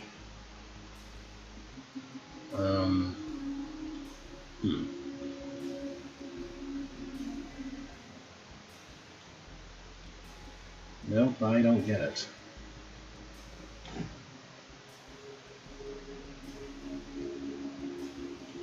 I definitely do not get it. There's no way for current B-throw to get there fast enough to survive that. And he can't just hang out in the west chamber either, because he'd be stuck.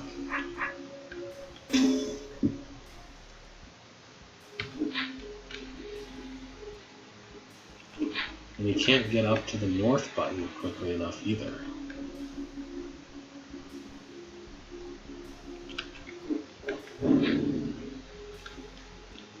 That's... I don't know. That doesn't seem possible.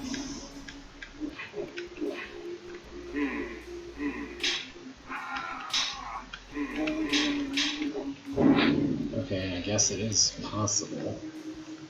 Alright then. Well, I guess I should actually go ahead and test for...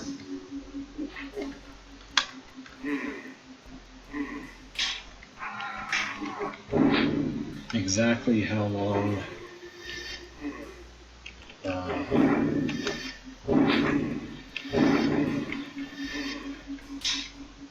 so here.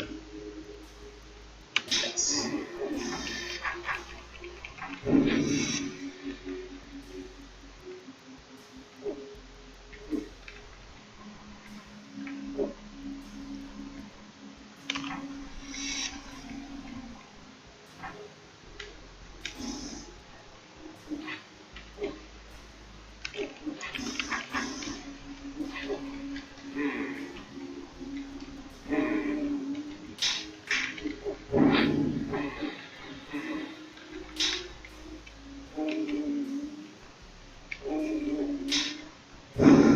Not fast enough. Should I spend a turn turning my sword?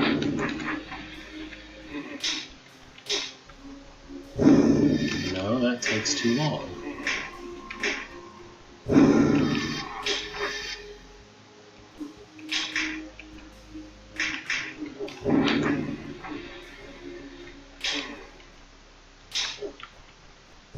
That still takes too long.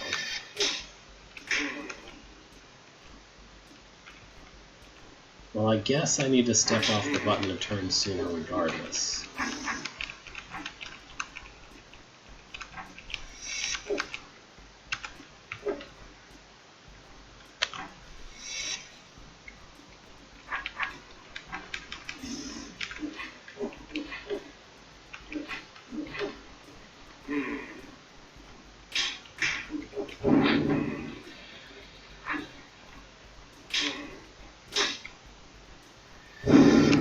There's no way, I cannot get there that quickly.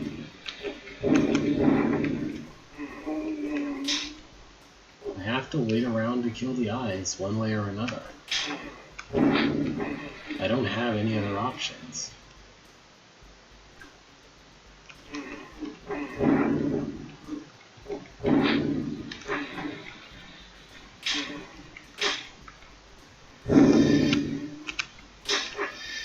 So what am I supposed to be able to do then?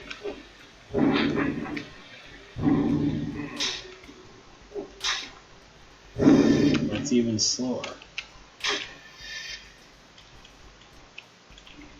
I can't go any faster than this.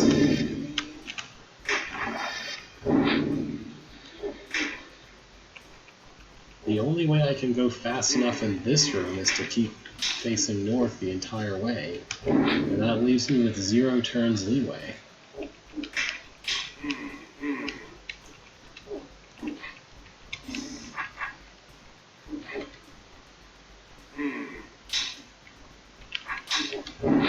Yeah, that's not any better.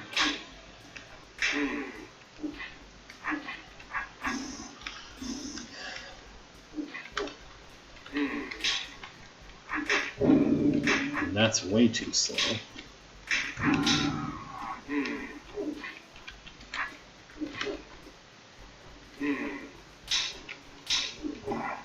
Maybe that's the idea? Yeah, okay, that gave me an extra turn, which I didn't even need. Weird. Okay. So now I just need to like time out some kind of thing with those. So I can actually step off this another turn earlier. And then just wait around some time, push this, wait around, push that. There we go. And then I guess he's just going to step on this button and do nothing?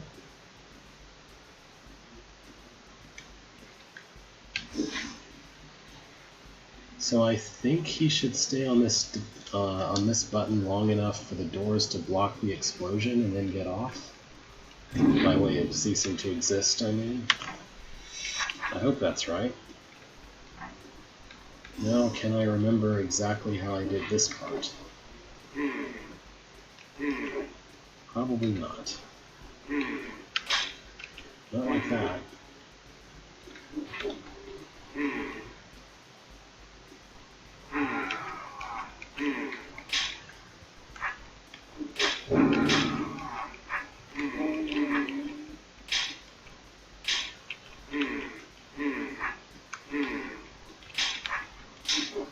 There we go. Maybe. I had another turn beyond that, though.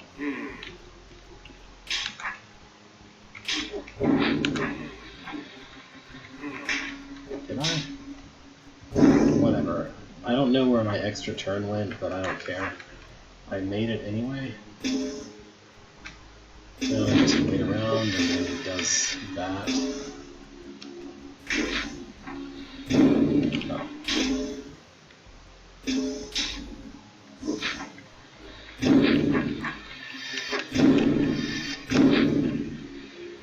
This is very on the spot. I guess I can't really go faster than that, so...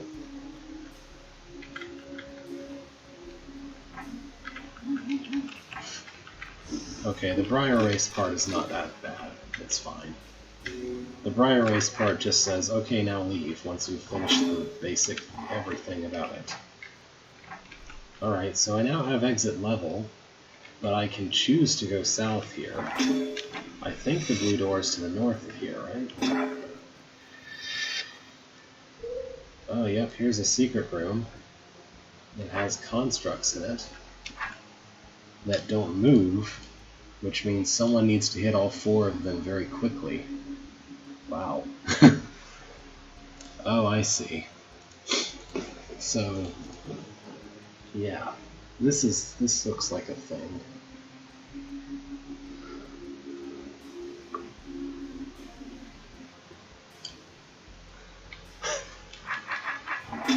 How do I leave if I don't feel like doing the secret room? Ah, okay. Symmetry maintained.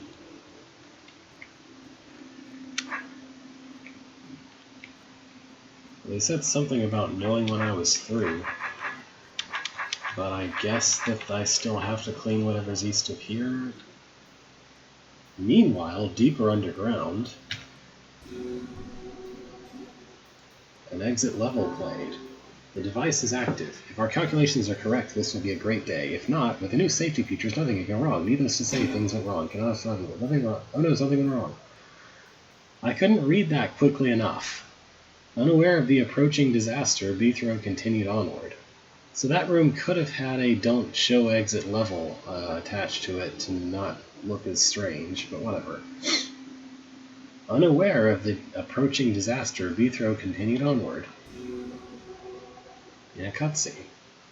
Well, they never mentioned time travel at clearing school. Of course, it isn't something you'd usually expect. Well, I can't stand here worrying about that now. I can't go. What just happened? I should probably head back to the surface before something else happens. Whoop. I couldn't read whatever that just said. This is why I really wish we had a script command that just said, tell me when you've calculated that the amount of time allotted to the cutscene is over.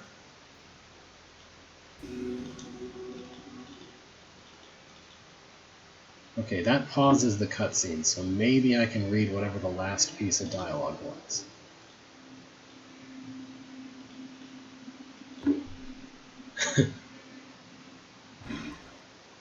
Oh, nice effect with the backwards clock, at least.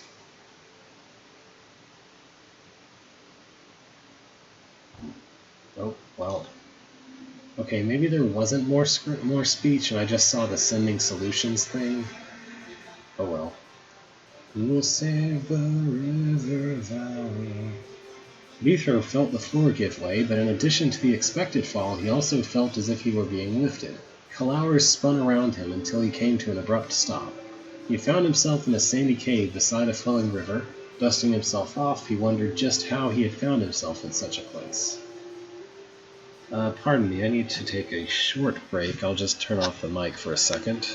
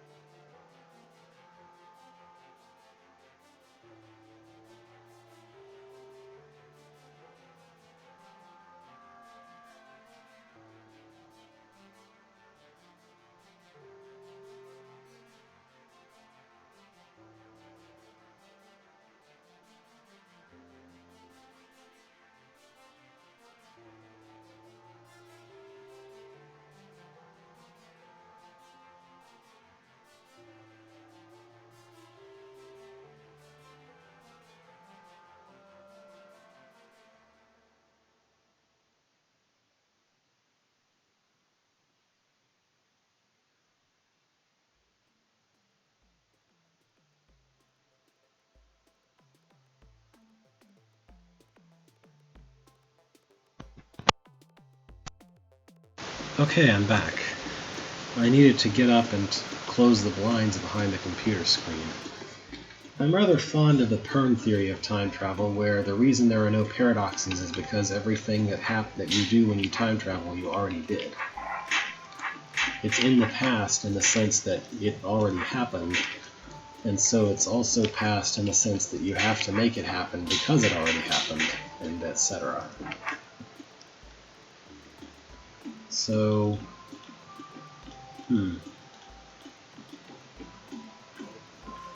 I guess the goal here is to pick up all the mirrors that I can, which that's not too hard on this part. Pern is a really interesting series of books because it's technically kind of mostly hard sci-fi with like one science fantasy element in it, but it's presented like a fantasy series of books.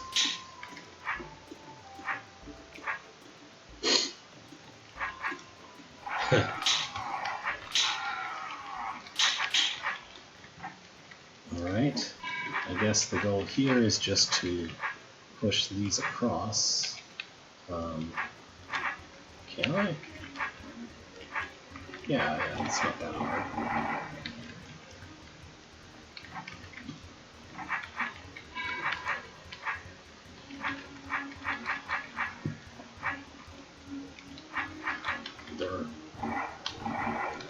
There we go. Alright, so this is a mirror puzzles disguised as a water skipper horde. Fun times. I mean, in principle, there's no reason why water skipper nests needed to be at the end of the mirror puzzles. You could have put just about anything, like a stranded roach or whatever, at the end of the shallow water, but that's not a complaint, it's just kind of interesting to me.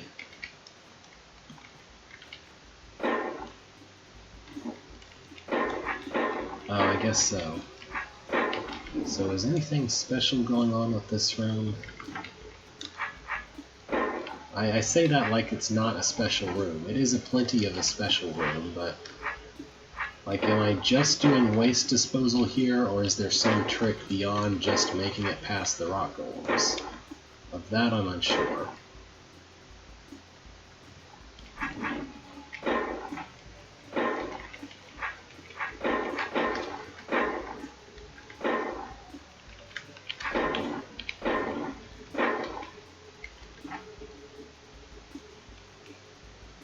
Really? I didn't even do anything yet related to that.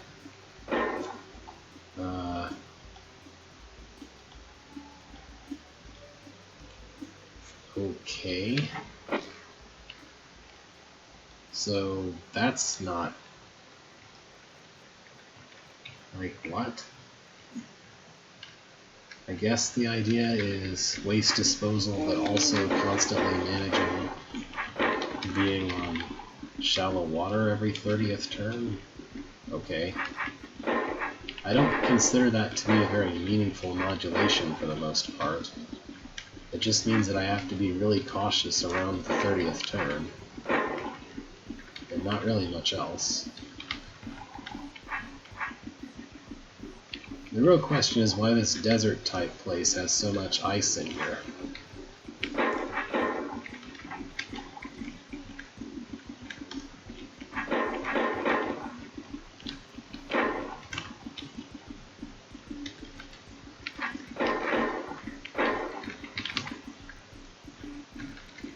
I don't know, I think that if I built a room that looked like this visually speaking, I would probably go out of my way to require the player to put some of the rock golems at least on the shallow waters that you produce from this ice.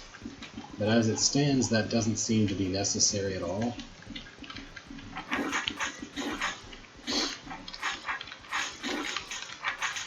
Alright, so it's just a straightforward room. I'm not saying there's anything wrong with that. Its difficulty is just lower than I expected it to be, I guess, as far as the rock golem situation goes. What is the deal here? We are going to need to reach that conquer token, which means we're going to need to put fluff exactly on some guys.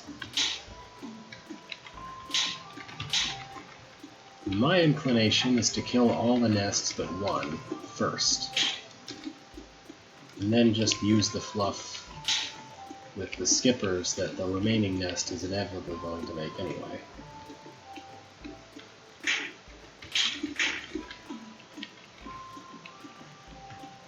Or I don't know, at least strand all the nests but one. Alright, so now I have space for these two.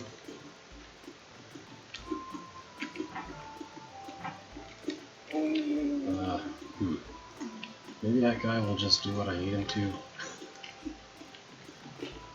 Yeah, overall I don't feel, just at first glance, this doesn't look too bad overall. It looks fine. It's just a thing that you have to do. I don't know. So,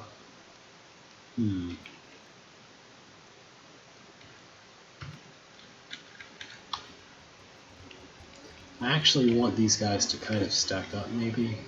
I don't know how the fluff, whatever it's called, decides its targeting.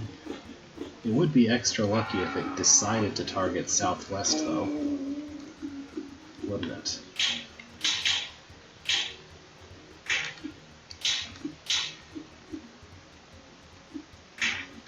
So maybe what I want, yeah, I want to put him here. Yeah, that's it. Okay, perfect. Now I get the other two guys.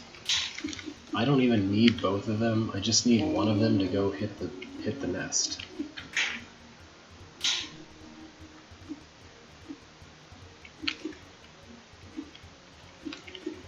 Alright, so he would never have picked the one diagonal of him. Cool.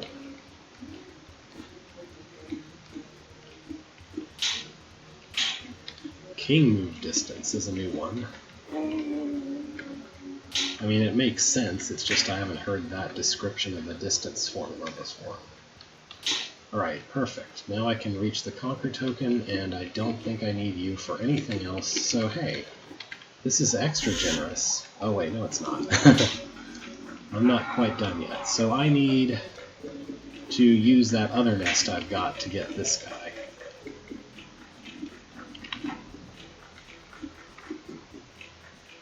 What I can probably do, come a little closer please, not like that, come a little closer please. What I can probably do is sort of carry this with me across here. Yeah. I need to time this correctly though.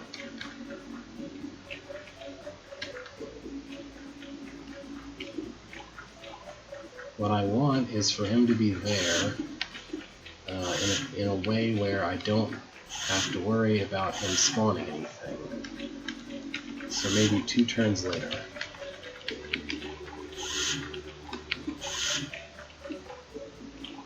more turns later?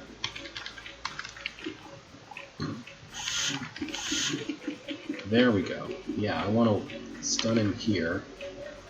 And oh wait, that's a platform. Okay.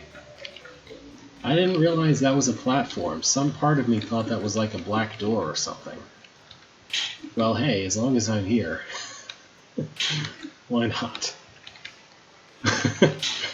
Sorry, I can't read the room without actually looking at things and thinking about them, which I didn't do. Hooray, I went into the secret by accident.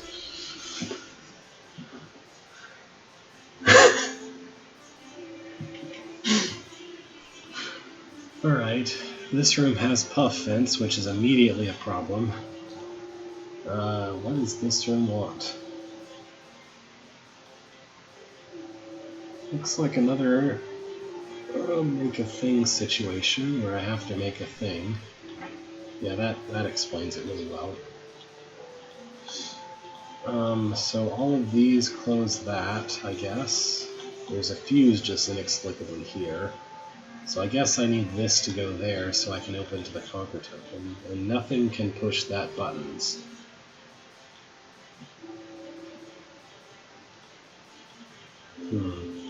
There's a nice haste potion here, and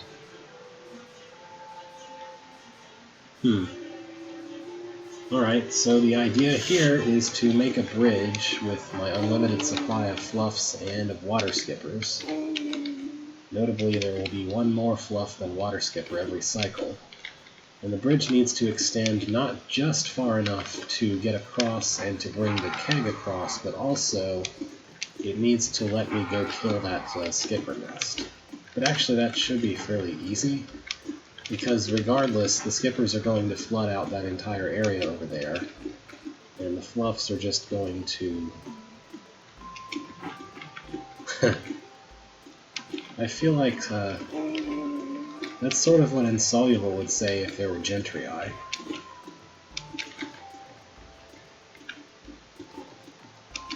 Alright, that's what I need in order to go kill that nest, and I'll go ahead and push this up there too. Oh. Well, okay, I need the puff to go kill that nest, actually.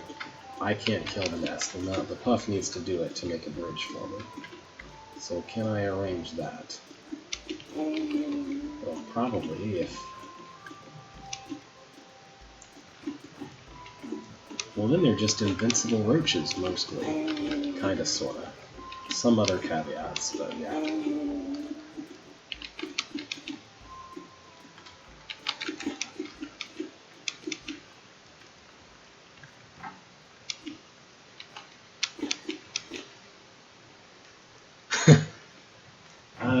That's okay. You could just call them chain chomps if you want. Some people do.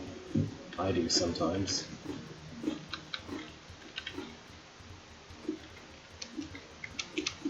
Okay, maybe that guy will actually go west instead of standing around to the north. Yes, thank you. That was your job. That was your friends' jobs, but they didn't do their jobs, so they wound up dying. You know better. You didn't die. Alright, now I'm done with that. And I imagine that this fluff vent is now going to start acting as a really annoying timer for me. Actually, I might have used up too much bridge here. Let's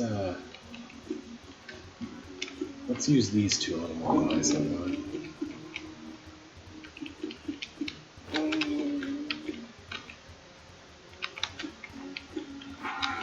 I just need a bridge back to the other side. I can do that just using puffs.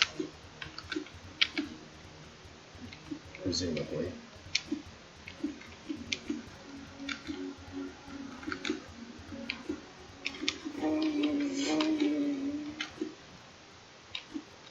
Okay, there's too many of you guys.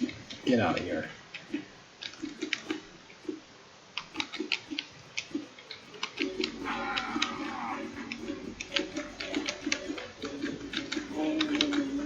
This would be easier if I had a stick instead of a spear, but of course then killing water skippers would be a little tougher.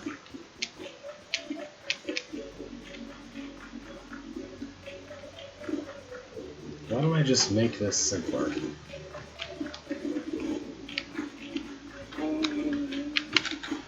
I have enough bridge to just body push that north and still have a bridge. I don't know why I'm overcomplicating this. Apart from that just being something that I do by default. Oh wait, no, I know what the problem is. Okay.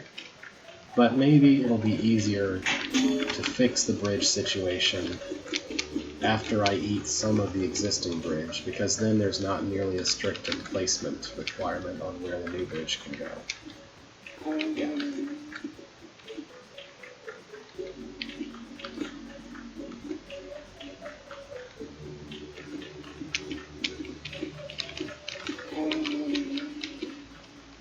I don't need 3 puffs, so let's just get 2. Because I need to walk back across when I'm done otherwise solving the room. Once I go north, I eventually need to come back to the south, don't I? Oh wait, no I don't. There's a pit there and there's a green door there. What am I doing? Sorry. This is just more of the wonderful overthinking. Or underthinking, or whatever. Sorry. Okay, so here I guess I need to form blobs on certain locations so that the tar stuff will not, so that the briar will not be annoying. And thankfully I can move hyperspeed for this, so I just need to wait a little while for enough of these guys to grow into existence. It can't completely close off the area, I just kind of need a 2x2 in a couple of particular areas, that's all. And it's easy enough to get rid of any extras, so...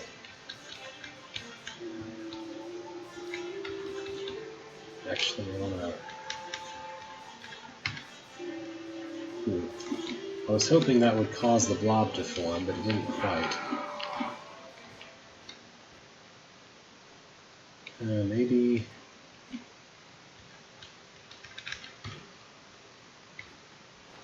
There we go, 1 blob down.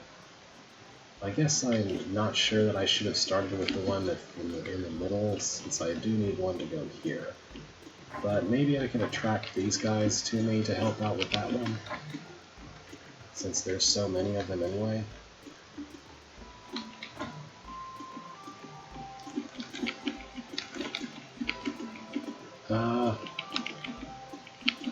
That's not exactly the shape I want.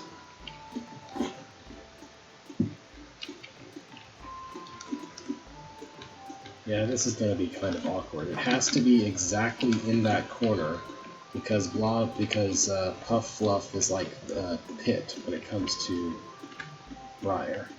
Yes. I'm not sure how what that would mean if it was taken out of the context of Deadly Rings of Death. Fluff Puff is pit when it's near Briar. I don't know. It's like pit. Why don't I just make a big blob and then cut some of it out of the way? By cut, I mean push to death. Maybe that would be better. Since Fluff Vents kind of naturally lend themselves to giving you a giant blob anyway.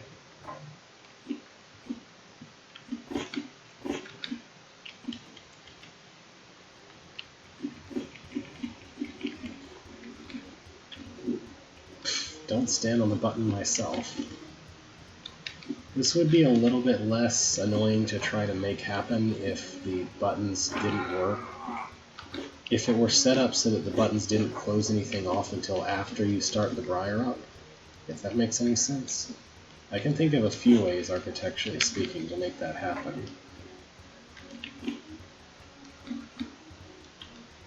Or once again, having a spear for this kind of fluff manipulation can be a little bit of an annoyance. Why?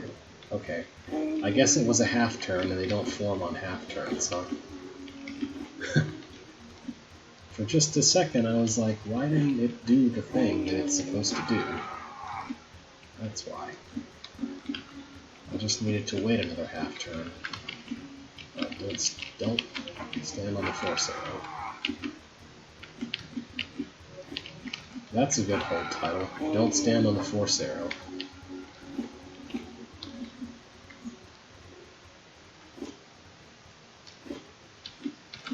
Ah, there we go. Perfect. Do the thing.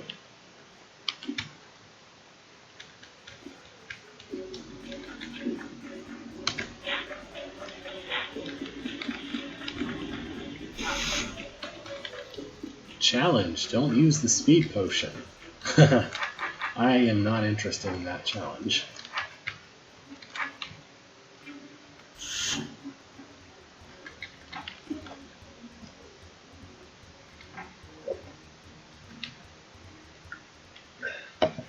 That just sounds really annoying. Anyway. Oh neat, here's a place where I think I need to make some stepping stone using constructs, right?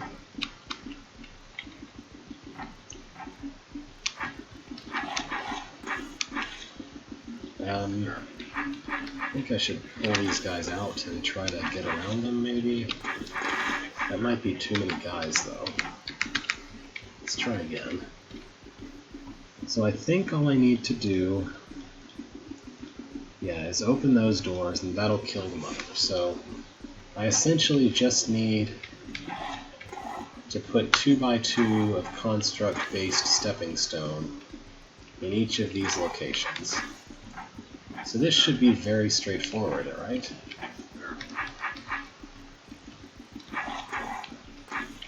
Or at least mostly straightforward, anyway. The last one might be a little tough.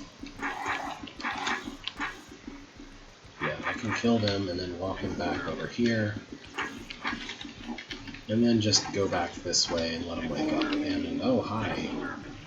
We don't want you guys. Okay, thankfully there's still plenty of time to do that. And now the only problem is I'm not sure how to kill that gel baby that's way over there.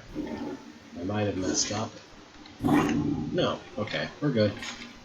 Cleanup is easy. It cleans itself. We're good. Not bad. Mostly manipulating the constructs correctly. Challenge, don't use tunnels. Okay. What is the goal of this room?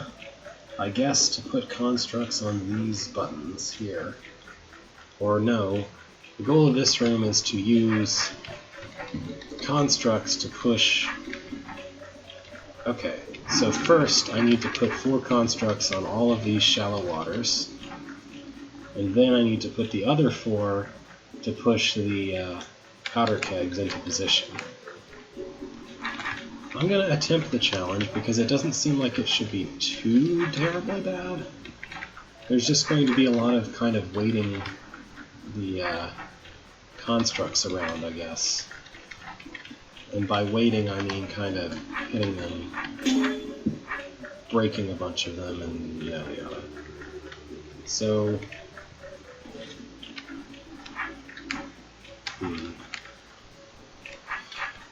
I don't know why I restarted that far back. I just don't like that they're all ganging up on and pushing around this particular keg that was over on the east side. I'm just going to make the east one the last one I get, I guess, and hope for the best with that. Alright, so maybe this will be better.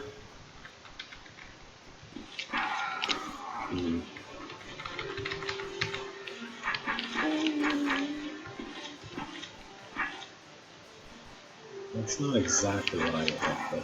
Okay, there we go. One down. This is nice in that it becomes a little bit easier with each one that you succeed at, because there's one less construct to manage every time that you succeed. Although I do need to be a little careful that they don't go in and they don't waddle in and start destroying the trapdoors too early. Alright, just bunch them up.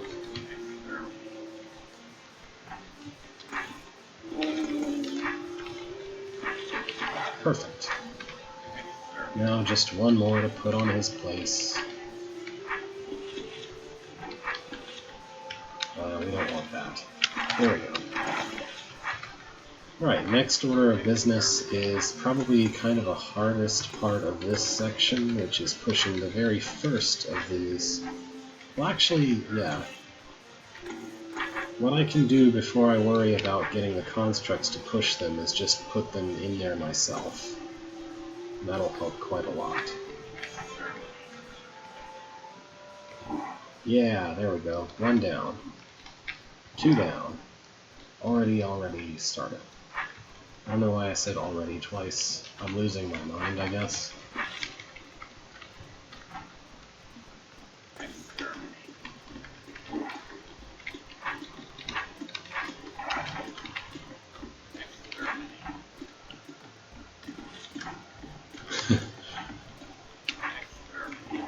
There we go.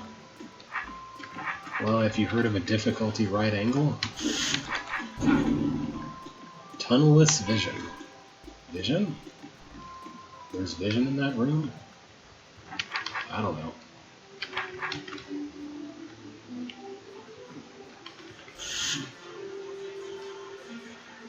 Okay.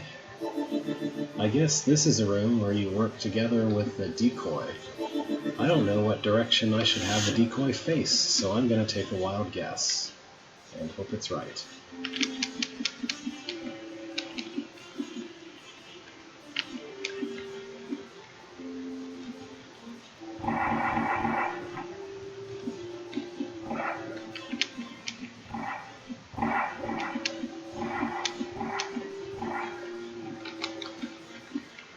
I don't know. I feel like quite a lot of this is kind of right at my level of preferred difficulty, kinda. That's good to know, but I still don't know what direction that is. Well, I guess that's not right.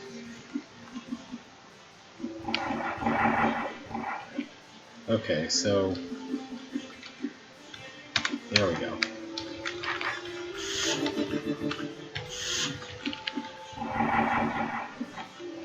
This isn't overall too hard to redo, though, so I'm okay with that.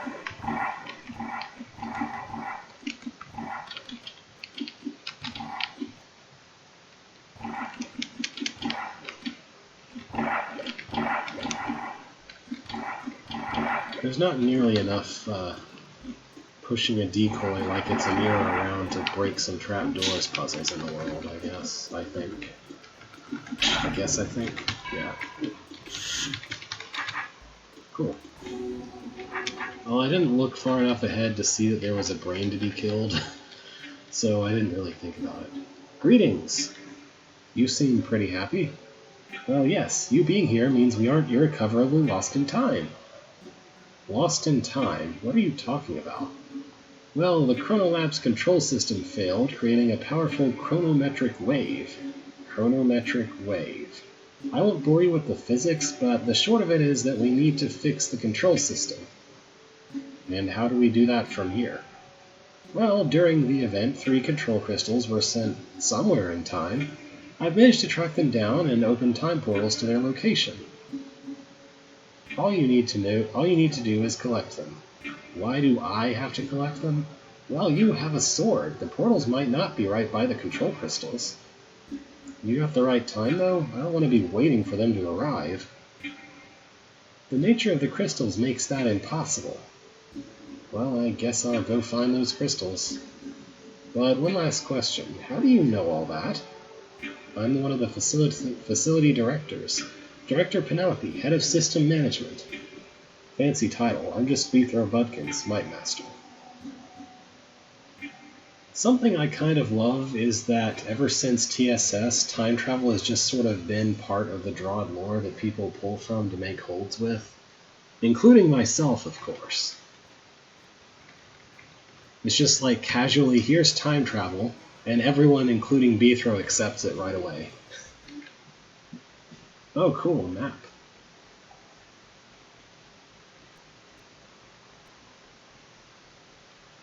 Oh, level request no win. Okay, I didn't understand what you meant by that. It was simple curiosity at first. What would happen if we activated the device without setting a temporal reference? No win seemed an appropriate name. The dimension seems to be entirely unconnected to the normal flow of time. Today a party of explorers returned, claiming to have seen something in the mists. An unlikely claim, but the archivists will want it investigated. There's definitely something out there. An armed expedition is being prepared since we don't know what we're dealing with. Given the observed data, I wouldn't call them living. Existing definitely, but not living. The activation of the device caused a hostile response. The No-Win project is over. The fact that we've only lost a slayer to these chronovores is a small miracle. I've convinced the archivist that hostile reality is all the knowledge we need from there. From the notes to First Chronologist.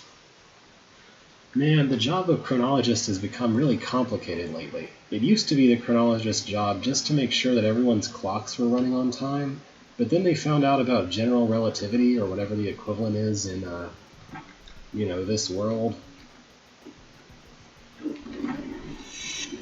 Yellow chronovores move toward Bithro while a temporal projection is active.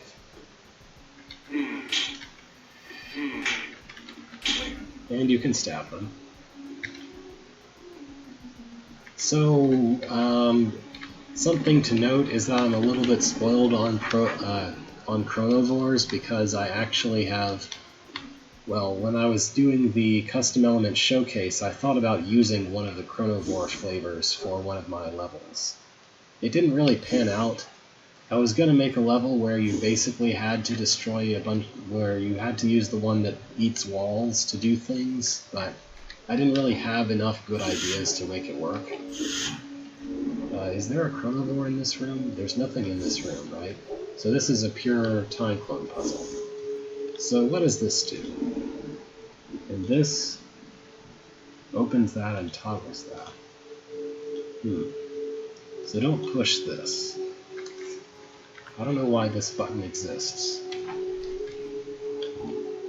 But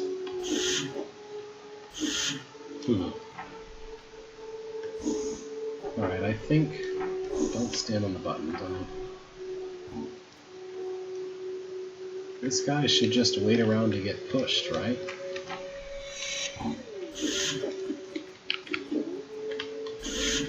Oh, that locks. Okay, now I know why.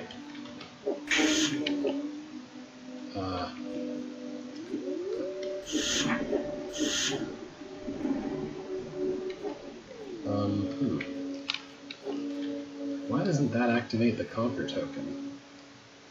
That's weird, right? So, but I know that time clones can activate Conquer tokens.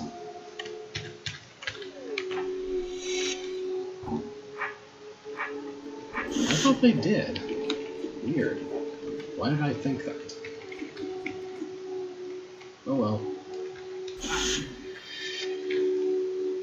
I will note, I guess that I understand the purpose of this button was so that the time clone could step forward twice, but the stick made that unnecessary.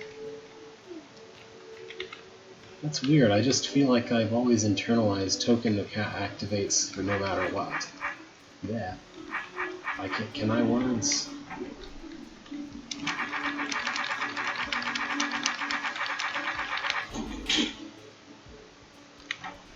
Yellow chronovores are a danger to temporal projections. I never would have guessed. Thankfully, I was ready with my way too many times swinging my sword. Is that little island meaningful? It's got pieces of itself in all three of these rooms, but there's no way to access the northeast part of it yet. Who knows? Might be important later. So...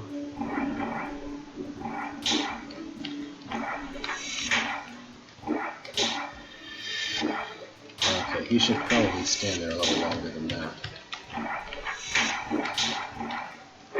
There we go.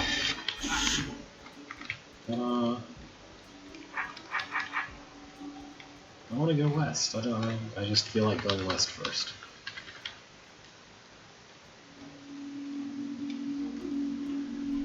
I do think this is neat. It allows for kind of an expansion of the general thing you encounter where... Was that important? Did I need to step on trapdoors? Wait, what? Okay, clearly I've misunderstood how these guys work, because they're not chasing after the projection, they're chasing after me. Okay.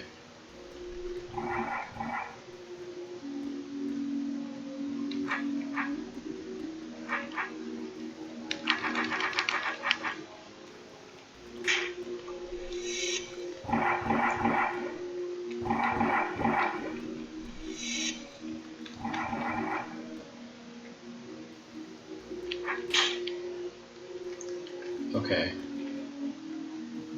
I misunderstood what happened in previous rooms featuring them is all. So I think I should wait here and just do this until all of them are dead, and then go kill the eye. Will that work?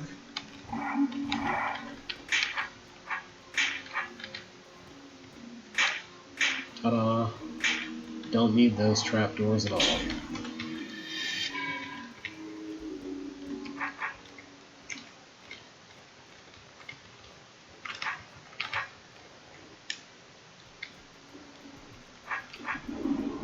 No chronovores here.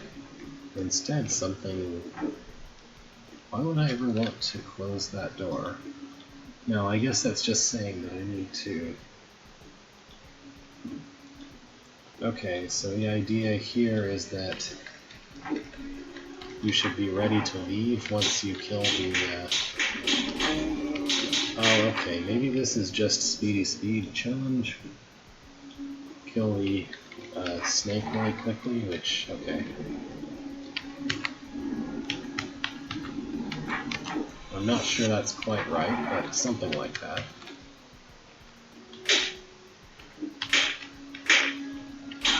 No, that's right. Except that that doesn't actually let me out. I guess that's not quite fast enough. So how can I be faster?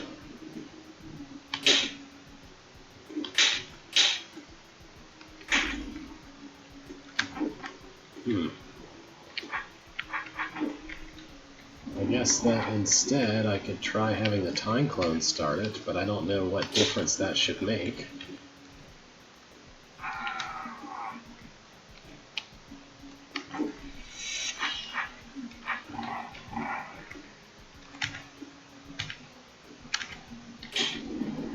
No, that's even worse.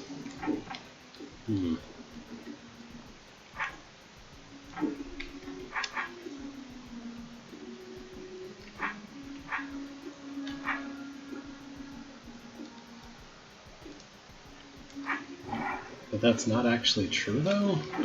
They're both stabbing it on several different turns.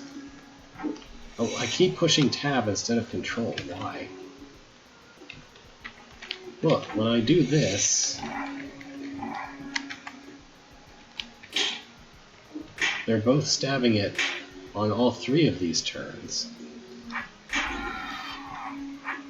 So I'm gaining 3 turns. Right? Huh.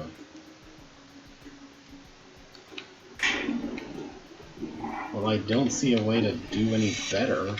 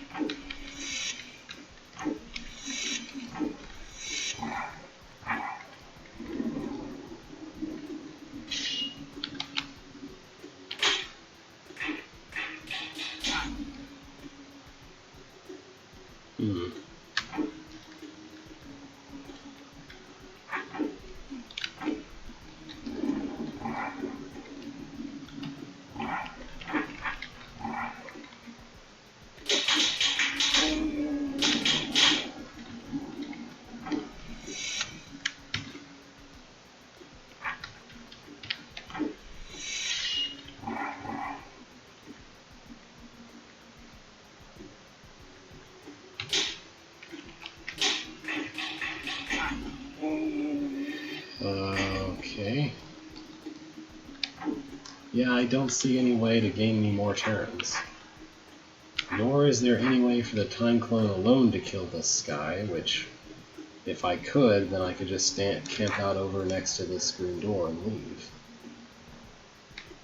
But I can't do that because there's no way to do it that quickly with the time clone alone.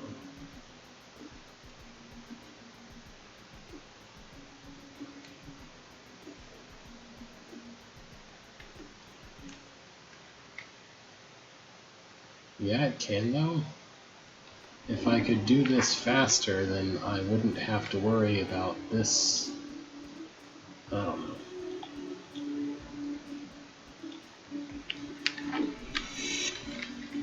Clearly I have to do it quickly enough to not die. So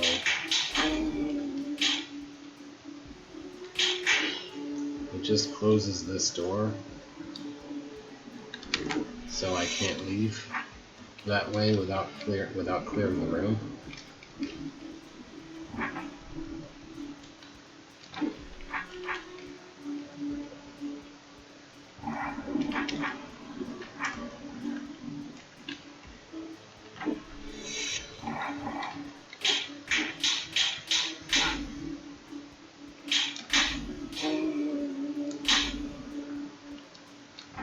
Well, I don't have any other option besides trying to be fast enough. So I don't really know what you mean by that.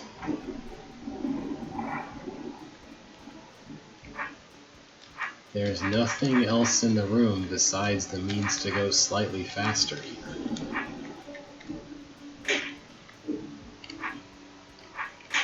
Is this what you want? This is really silly, but okay.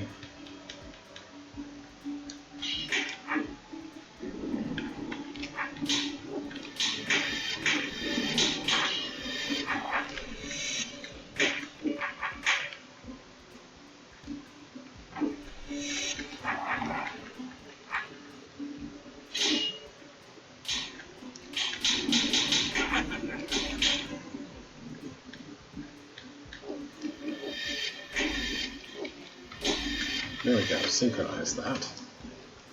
Okay then, that's silly.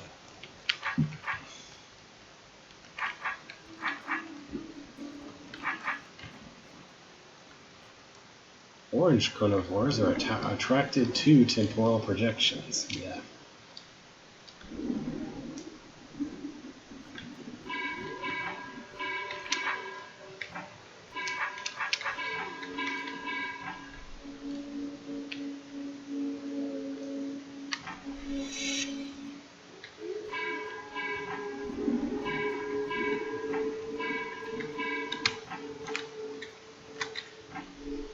So what do I want this guy to do? There hasn't really been an explanation for what this means, but I think I vaguely remember from things. So I think we'll move south, southwest, northeast, northwest, I mean, and then, I don't want that, so instead I should have him go, instead I should just go here and pull him all the way to the south and into that pocket. And now he's going east, he's going west, he's going west again. I wait around for him to get to the corner, he goes east. Some amount south. I'll wait so that I know for sure he's here, and then 1, 2 turn south, go north. I'm just gonna rush it to here and then wait here. Is that what I want?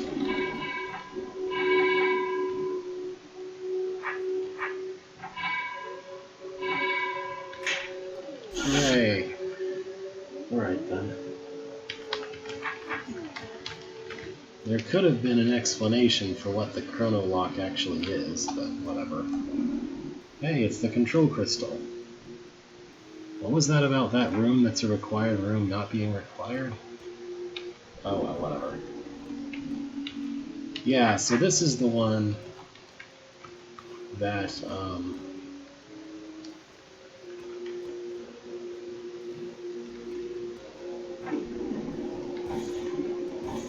yeah, this is the one that does that.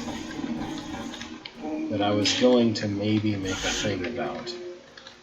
Make a level using. They eat their way through basically anything that's not like briar or arrows. Anyway. The stairs lead to a secret room. Okay. Oh boy, that looks like a nightmare of some sort.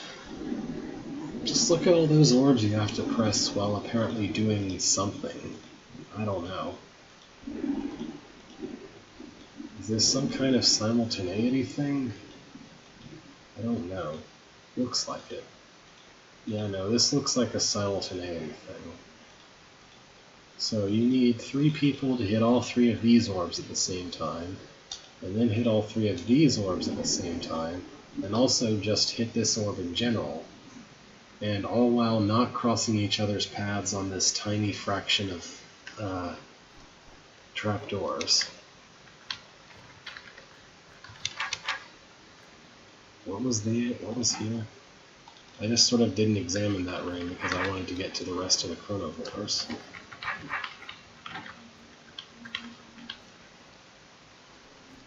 I guess the properties of control crystals also cause them to naturally place themselves where you can't reach them until you have opened a blue door. Right? Alright, so the goal here, presumably, is to reach the Conquer token without letting the Chronovore open the way to some briar. So that should be doable, maybe? Actually, I probably shouldn't have killed those eyes, because probably they would help to box them in. So let's just stick them somewhere possibly useful, like that.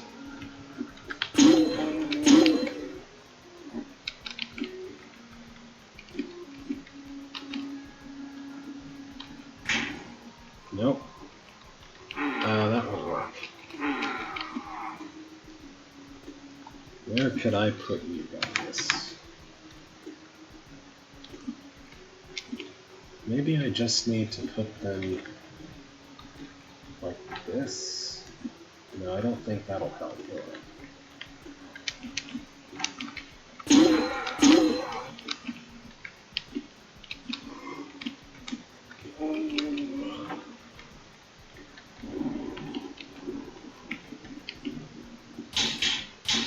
Yeah, so this guy likes to step around things, so it's not really possible to keep him in place with just an eye.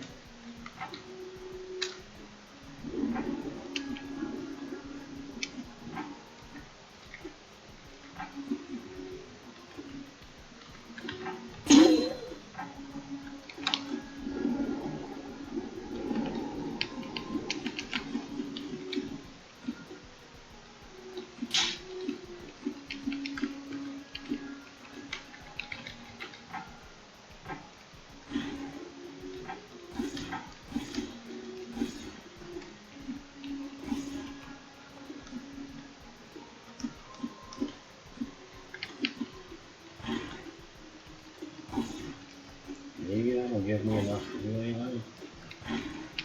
No, not quite. Well, I can force him to go west and open away. And then I can shuffle the eyes around to force him to go west again, maybe? I don't know that that actually helps, but...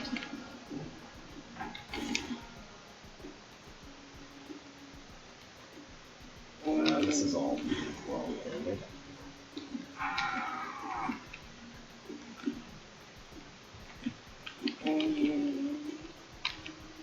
Alright, I'm not really sure how to achieve this here.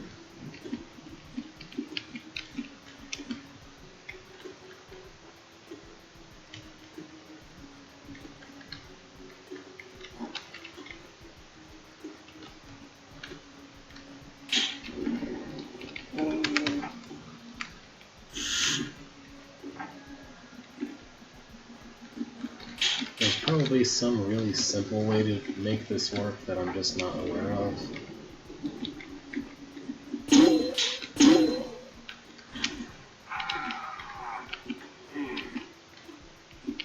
These guys are just sort of like if constructs could also destroy walls in that way. I wonder if they would destroy constructs. They might just not be coded for it, but I think canonically it would make sense for them to. Yeah, okay, that's not it. I'm not sure how to solve that one.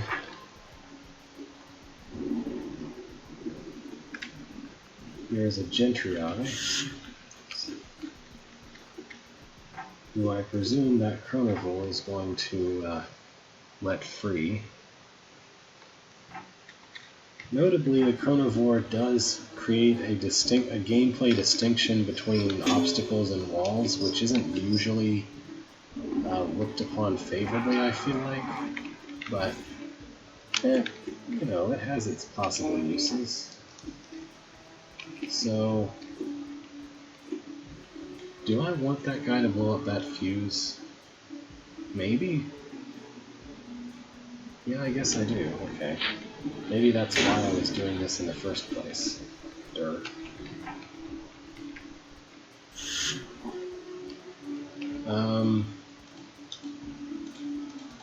Okay, so if I leave and come back, then I can go to that secret. If I want.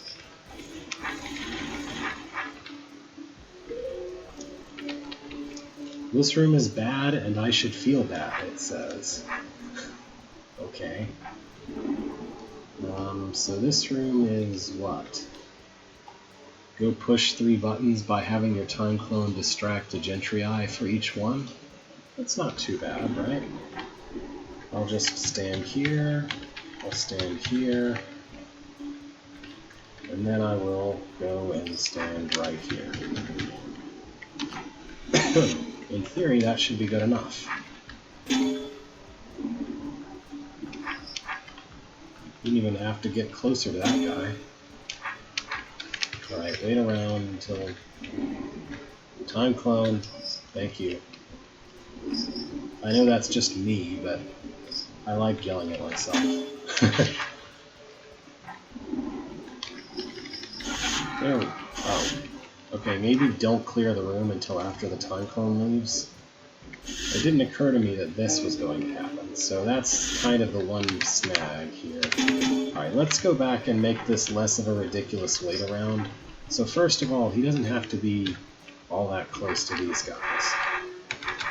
Right? Secondly, you can just do this, wait about 60-ish turns. Alright, third, I would like to time things so that maybe just some of these Gentrii ran after the time clone when they were let free. So let's try to arrange that. Like, sync it up to here and then do this, and maybe that will work.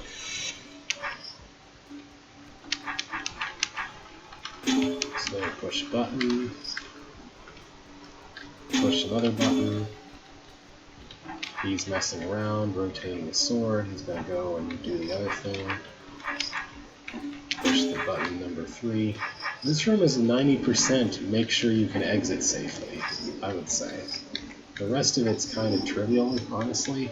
Like, not trivial, but it's not very hard, in my opinion. Alright, so... yeah, I want him to just bait them all southward. I should maybe be facing south myself. Yeah, that's good enough. Perfect.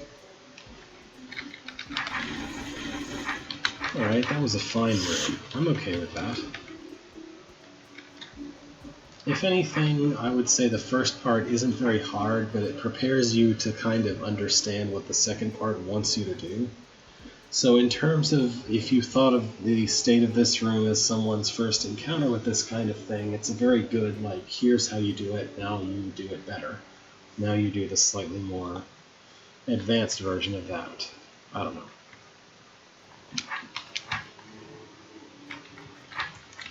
It's about 5, so I should probably call it a day pretty soon.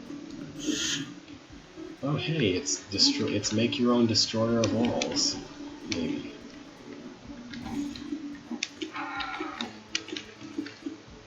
Alright. Yeah, do it. Thank you. Goodbye. That was pretty easy. Here's a room with a horde of orange chronodors. So, you can't stab them unless they're active, which poses a bit of a problem.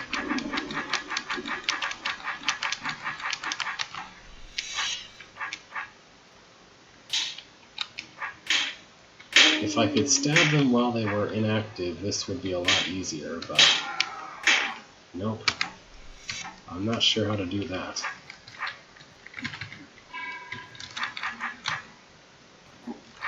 Alright. Well, I'm happy enough with this for the moment. I think this is neat. I'm pushing escape, but nothing is happening. There we go. So that was fun. We had to look at these 3 things. And next time I guess we'll continue to this thing. This is very descriptive. Anyway, thank you for watching. Have a good rest of your weekend. Stay safe. I think I'll be back next Saturday just fine. Farewell for now.